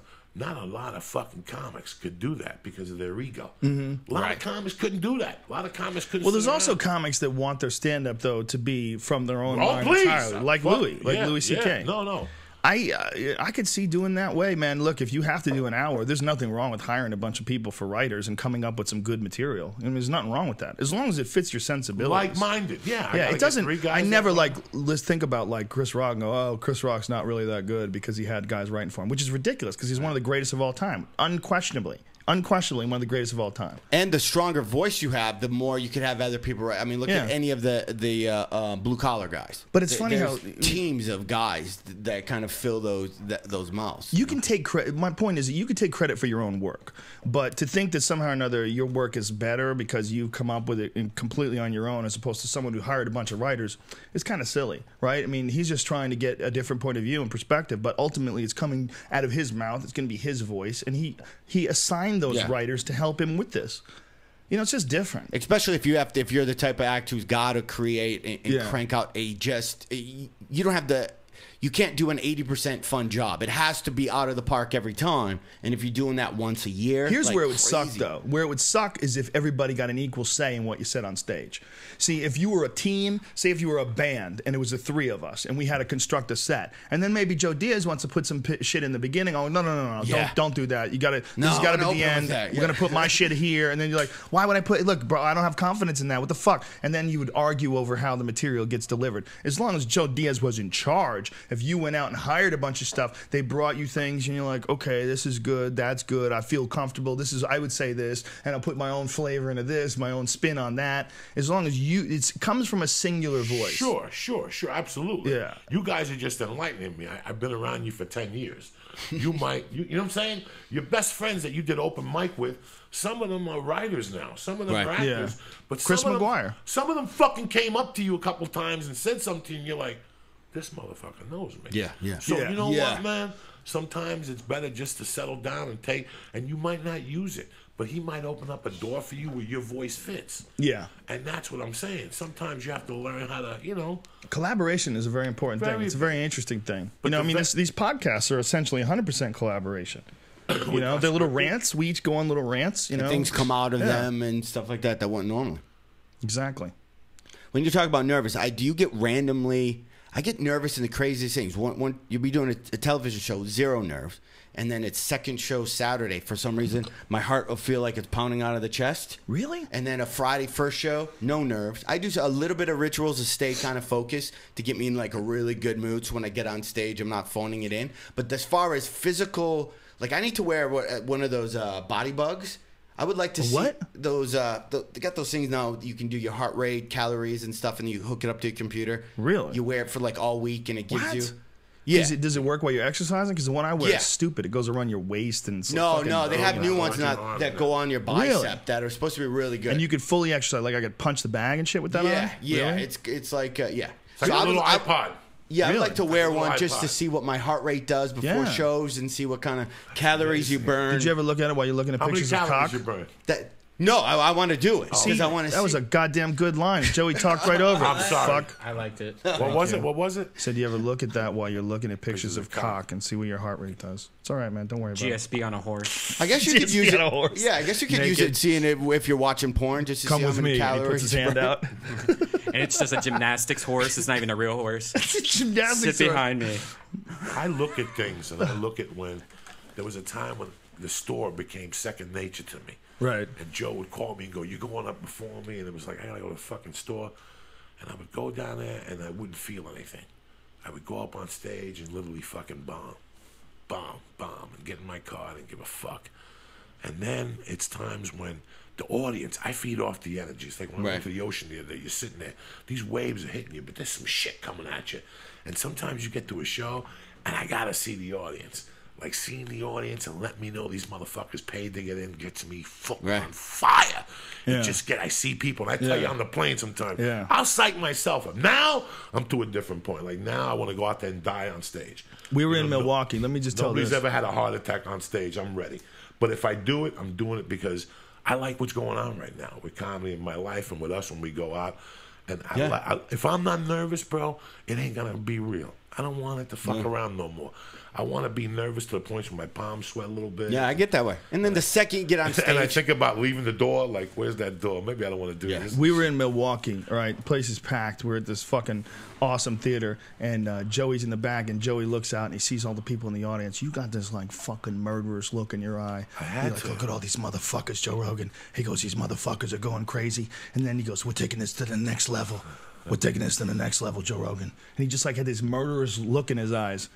Then went out and just smashed it. Yeah. But it's like the excitement of the crowd all coming there. and it's so much better than you see the guys that they get on stage. They have their notebook. They're like, "Hey, what's up? I'm tired." Page. No. Boy, Alternative comedy. This guy's stupid. Page. Where I literally, my new little move before each show, if no one's, well, I'll even do it if a crowd's looking. There's a scene from one of the Star Wars where Obi-Wan's about to fight the Sith, and there's a force field in front of him, Right. And he's rocking. Like, just get the. I do that to myself now before. Well, I was just going to Not crazy pump up like. Rah, I was going to ask you this because you do that neuro-linguistic programming, right? Yeah, NLP. Now, what- I'm getting, You have like a certain thing you do right before you go on stage that puts you in like a perfect state of mind. Yeah, supposedly. yeah. Does that work always? Yeah, what I do it's yes, and then I was doing it wrong where a buddy actually said you shouldn't make it ritualistic, whatever that word is. That was tongue tie. You know what I Right. mean? Like you shouldn't do it, or now you're developing an OCD problem. yeah. So what I do is I imagine the greatest show ever, just literally, because your brain doesn't know something that didn't happen to you. If I was to ask you, tell me about lunch you had with your family yesterday, and you told me, Right. you couldn't really tell me the way the lunch actually went down. You've deleted, distorted, and generalized every situation in your life to what's important to you, right? Where I could ask, let's say your wife, tell me about lunch, and she would almost give me, it'd be similar, but maybe she was paying attention to the TV that was on above you, and in your story, you didn't tell me about the TV. Okay. It's kind of what people are, what you're looking out for, because you have, this is wrong numbers, but like 70 billion bits of information your body's trying to figure out right now. Right. And you narrow that down to 7 plus or minus 2 pieces of info at any given moment. Okay. Like if I was to ask you, what's the temperature like in here? How's the temperature? Unless you were focused on it, unless you were sweaty, the temperature might not even been in the equation while we're having this conversation. So with that, I imagine the greatest show ever, like my greatest show ever. And I kind of remind some last comic because there was that feeling of big lights, shit falling from the thing when I really felt air. And right when I get to that state, I squeeze my thumb. I put my thumb in between my fist Like Spider-Man? and squeeze it. Yeah. Like you're shooting out a web? Yes, exactly. That's exactly. You put it there. How did he do it? No, he did it like 2 fingers like this, right? Yeah, yeah. Well, Did he do it like mine's this? hidden because you don't. Spider-Man did this. Yeah, yeah. He went like this. Or if I had the things as a kid, you'd spray it. But I put it here, And then I imagine that you get that feeling because now your brain imagines that awesome thing, and I lock it in like a speed dial. So then what happens? So just covering your thumb locks that in? Because you want it, like fighters use it. Sometimes fighters have a thing. You do it in a movement that you don't replicate on a normal basis. So you don't do it on hand. So I squeeze my thumb. And then sometimes when I'm in an awesome mood, or even if I come home and my dogs, their tails are wagging, and I'm like, oh, this is great, I'll squeeze my thumb. And when I'm on stage, if I get a big laugh and or say something that was really funny, I'll squeeze my thumb. So it's like a bank account. You put happy feelings or good feelings into that thumb. So then for the days when you don't feel like going on stage, or you got in an argument right before you went on stage, like self-hypnosis, you squeeze that thumb and it puts you right back to that place. Just like a song would. It's called anchoring. Just like if you hear a song from back in the day, you can almost reminds remember you of your girlfriend. Or so what you're school. doing is you're adding your speed dial to your thing. Here's the deal: if you think it works, then it completely works, which means you just have to convince yourself that it works. Dude, I see you're not wearing your balance bracelet anymore. And when I was at the mall the other day, some guy was trying to sell me on it, and I asked if you got a balance bracelet on both hands, if it's better, and he said yes.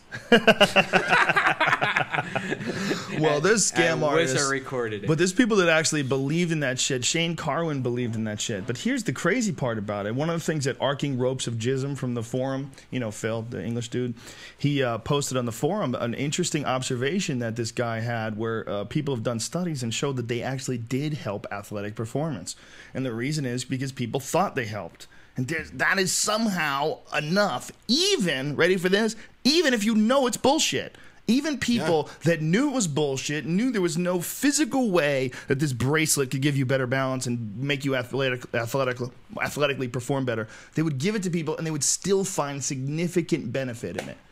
It's like somehow or another just opening the door to something making you better can make you better. Or what happens a lot of times when you start talking, let's say we're talking about nerves or shitty, if we keep it the show, you start thinking, oh, the show sucks. Oh, but that person's probably going to heckle. And what happens is you talk yourself into a really shitty show. You do that? You talk yourself into people heckling? No, but I will play scenarios out in my head. Really? You play like heckle he's scenarios? A spaz. Haven't you realized he's a spaz? No, but I'm not saying just for show. Like, well, hold on I'll a second, because Brian, you're really new to the game. Right? You've only been doing comedy like a little bit now. I mean, really over the last couple of years, over this 9 years off that you had. Do you ever, before you go on stage, you should be nervous as fuck. Do you ever go on stage and say, I hope no one heckles? I'm not nervous anymore. You're fine. Yeah. I don't let you just Brian go up there and do it. No.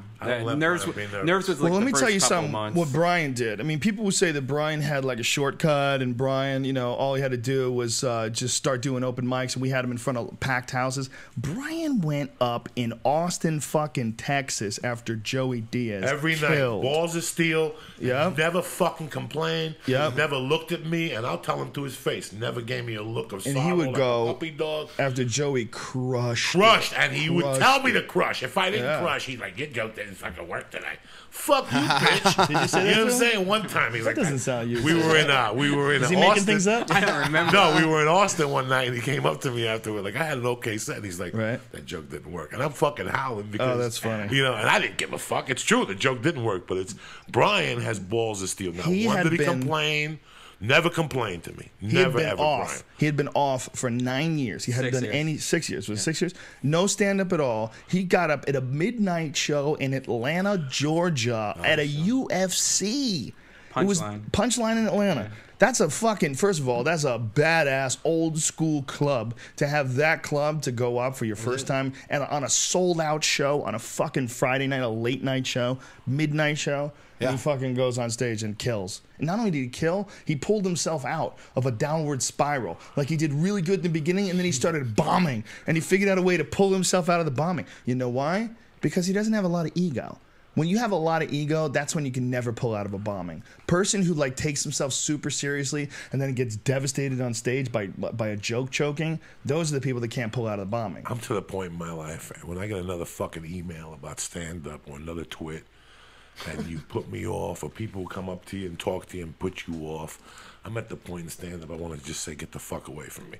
So whenever I see somebody like Brian do the stand-up route and go about it ballless, you know, because it's completely out of Brian's, he just goes up. Right. I love them. I love them just for that. I give them that respect because I know how hard it is. And I know how many excuses we've all heard. And we don't give a fuck. All I want you to do is be happy. If you come up to me and say you want to get on stage, I'll give you all the love I can to get you up to that stage. But don't let me see you 3 months later and you're still bullshitting me. Because I did that too. It took me 6 months. It took me 6 months of canceling at the Comedy Works and then showing up and finally doing it and then you get hooked. But I do give you a lot of love for that, Brian. Probably one of the fucking reasons why I talk to you is because you don't give a fuck when it comes to stand-up. And as soon as he gets off stage, you'll walk up to me and say, "Where's the drink ticket, bitch?" There was a kid I Let's used to go. do. There's a kid I used to do open mic nights with back in Boston, where I was kind of half-assing it in the beginning. I was into it, but I wasn't into it because I was still fighting at the time, and I was still working full time. So I was still fighting in kickboxing tournaments and shit. So I was training like pretty much every night, and then trying to go do stand-up afterwards.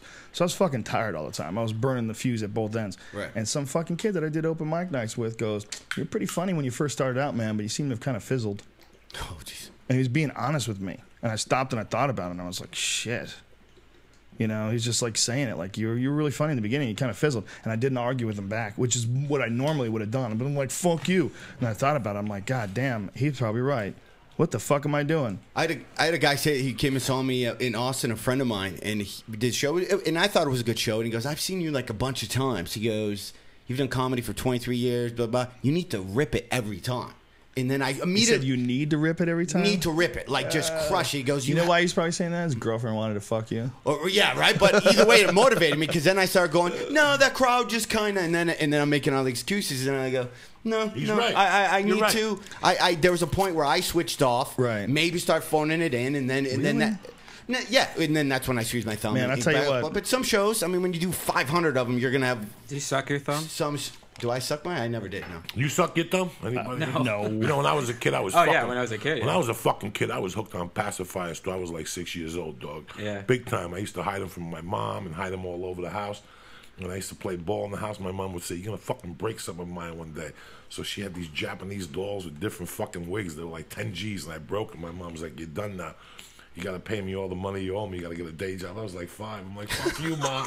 She's like, "I need like 30 fucking G's. You got to give me $50 a week. Or you can start sucking those pacifiers, dog." Stop sucking them. Stop sucking them. And I'm like, because I would suck them like the way people smoke cigarettes. I'd get into a fist fight and then run home. That's so I ridiculous. used to hide them outside in the car and You're shit. I was stressed like at 5. You just see you in the corner, just I want to puffing on talk it. about. I want to talk about that thing that we talked about before the show, but I don't. I do, but I don't. Yeah, right. Should we? We should. The electronic thing.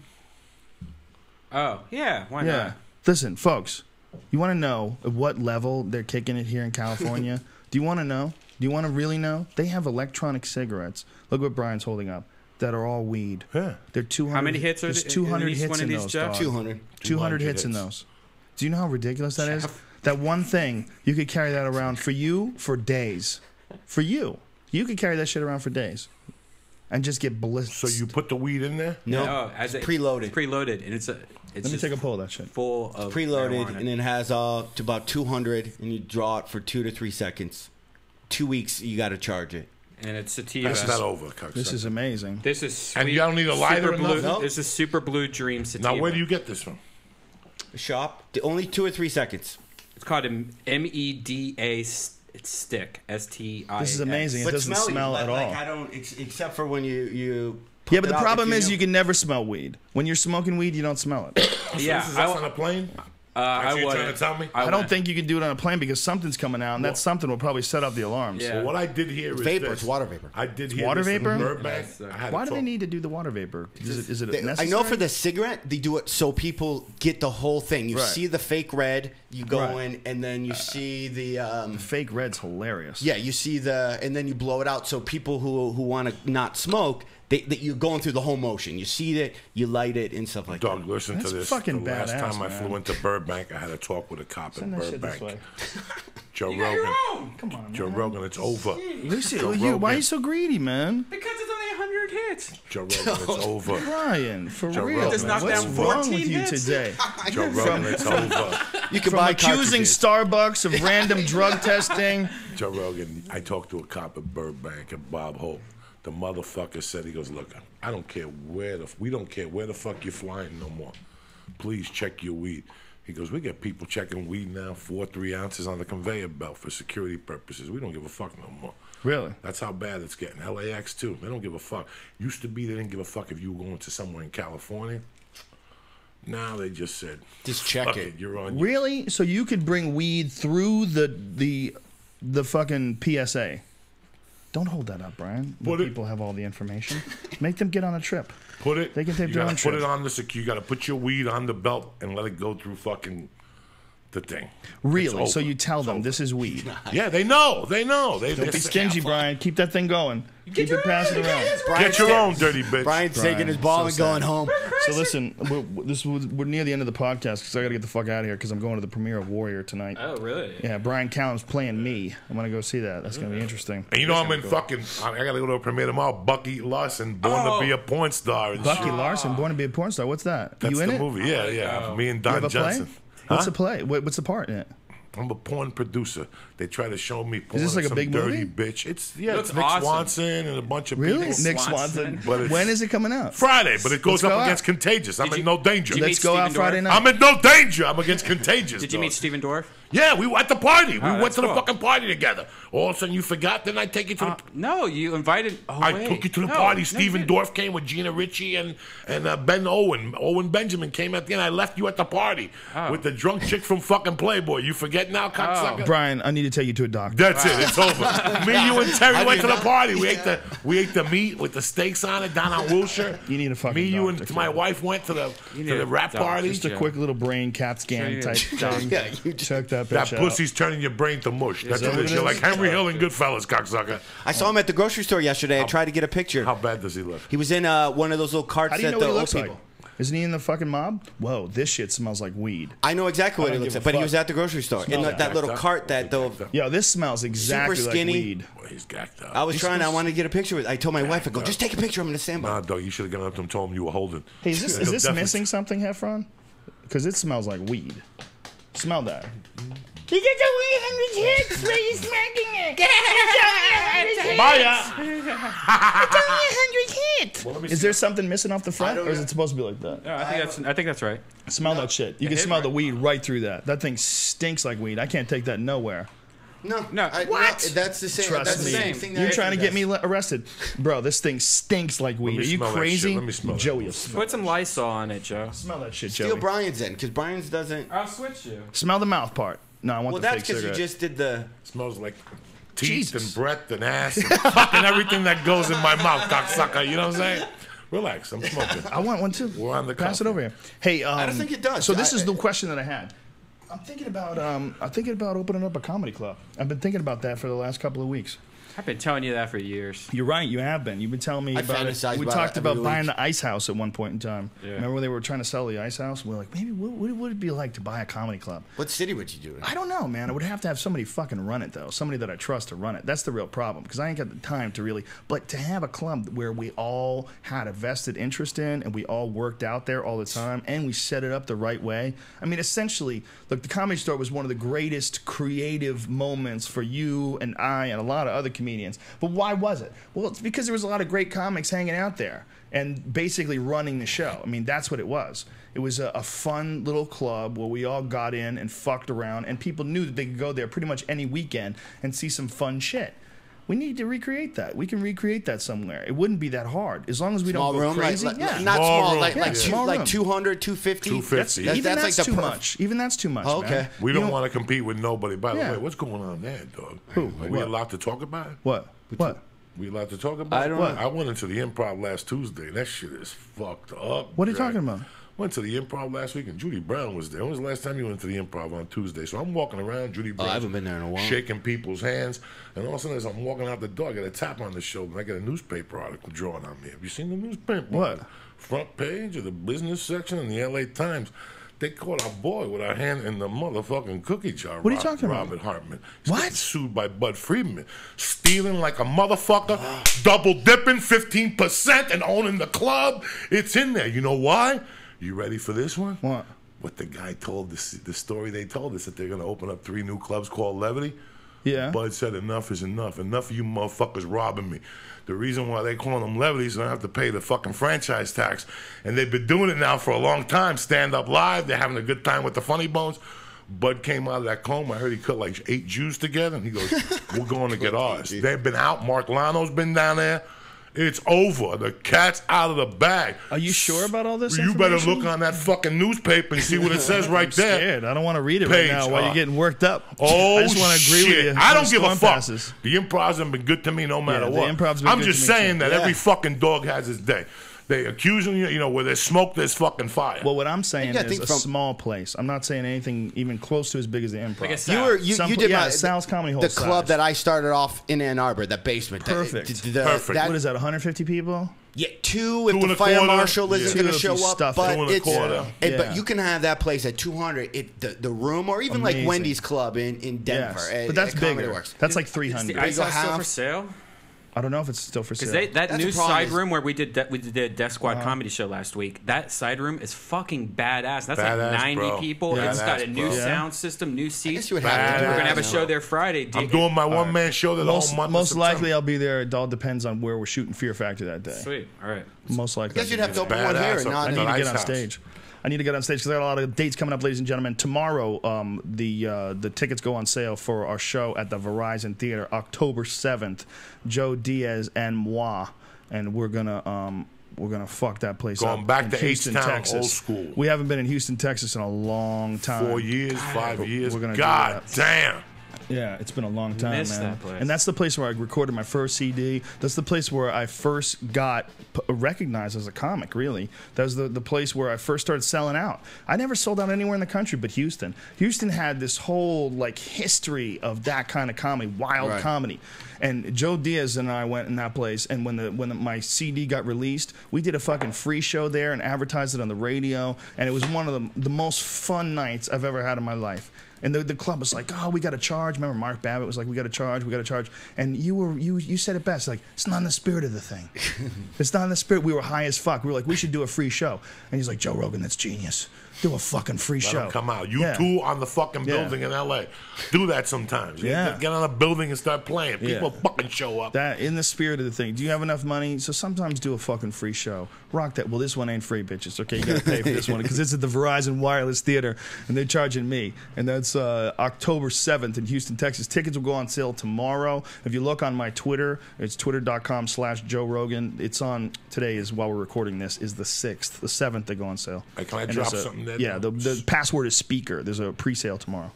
September 17th, myself and the Flying Jew Ari Shafi at the Town Ballroom in Buffalo, New York. I got to give you a shirt, Joe Rogan. Ooh. It's Fidel Castro with a yarmulke on, smoking a fucking blunt. Did you make this? Yeah. It's your shirt? Some guy fucking designed them for us off Twitter, and we need 2 more shirts. We need one that says "Stay Black," and we need one that says "Oh, Brian." I want a Death Squad shirt. And we need a Death Squad shirt. Yeah, people are into. Yeah, but you want to do Death Squad with your gay cat. That's not the original Death Squad logo. Some people do. I just go with just words, so just, can mean whatever they want. Yeah, it should be just typed. I'm my own Death Squad. I make my own Death Squad. I'm going to split up. That's not in the spirit of the word Death Squad, or how it No, originated. people want the cat. Like, Okay. people are getting tattoos of it. I know. That's not a good idea. That cat has Hitler mustache. Not the iTunes version. No? Okay, good. Speaking of Death Squad, can I plug my new podcast that's on the Death Squad? It's me and John Reap, called Last Podcasting. We do it every couple of weeks, but it's underneath your guys' big podcast label. Death Squad. Domination. Powerful. Very powerful. We will be back on Saturday and Sunday. Saturday, we have Tim Ferriss, the author of the 4-Hour Work Week. Yeah, seems like a really cool guy. Yes. He's coming on Saturday. You read that book? No, I have not. I'm going to have a chance this week to pretend I'm going to read it. So I'll fucking skip through some summaries online. And then Sunday is Anthony Bourdain. So the 10th and the 11th are our next live podcast that we'll be doing on the internet. 3 weeks in a row, we've had the #1 podcast out of all of iTunes, and that's because of you guys. And thank you very much. It's cool as fuck. It's not like it gives us anything. I mean, it's just bragging rights. It's good. But it's cool to know that people are interested in it, that you guys are digging it. We love you. You love us. That's all good. Stay black. We love you. Death Squad. That's another shirt we need. Joey Diaz, Brian, Powerful. John Heffron, dates, books, blogs, videos. We'll dominate. Mad Flavor World. We're doing it all over here Mad now. Flavor World. We plugged that already on YouTube. Yeah. Go see that. Mad Flavors World on YouTube. I gave my cat a bath this week. We got a lot of shit going on, people. Or you're slipping, all bitches. coming You with got us. that shirt? You're all coming with us. Thank you to the Fleshlight. I If love you you go guys. to joerogan.net and click on the link for the Fleshlight and enter in the code name Rogan, you will get 15% off the #1 sex toy for men. That's it. Go follow the Death Squad on iTunes. It's a series of podcasts. John Reap and John Heffron. We got Tom Segura's on that label. We got Ari Shafir. We got Freddie Lockhart. All great comics, all interesting dudes. It's big fun. Follow that shit. All right, we love you, and we'll see you on Saturday. Big kiss.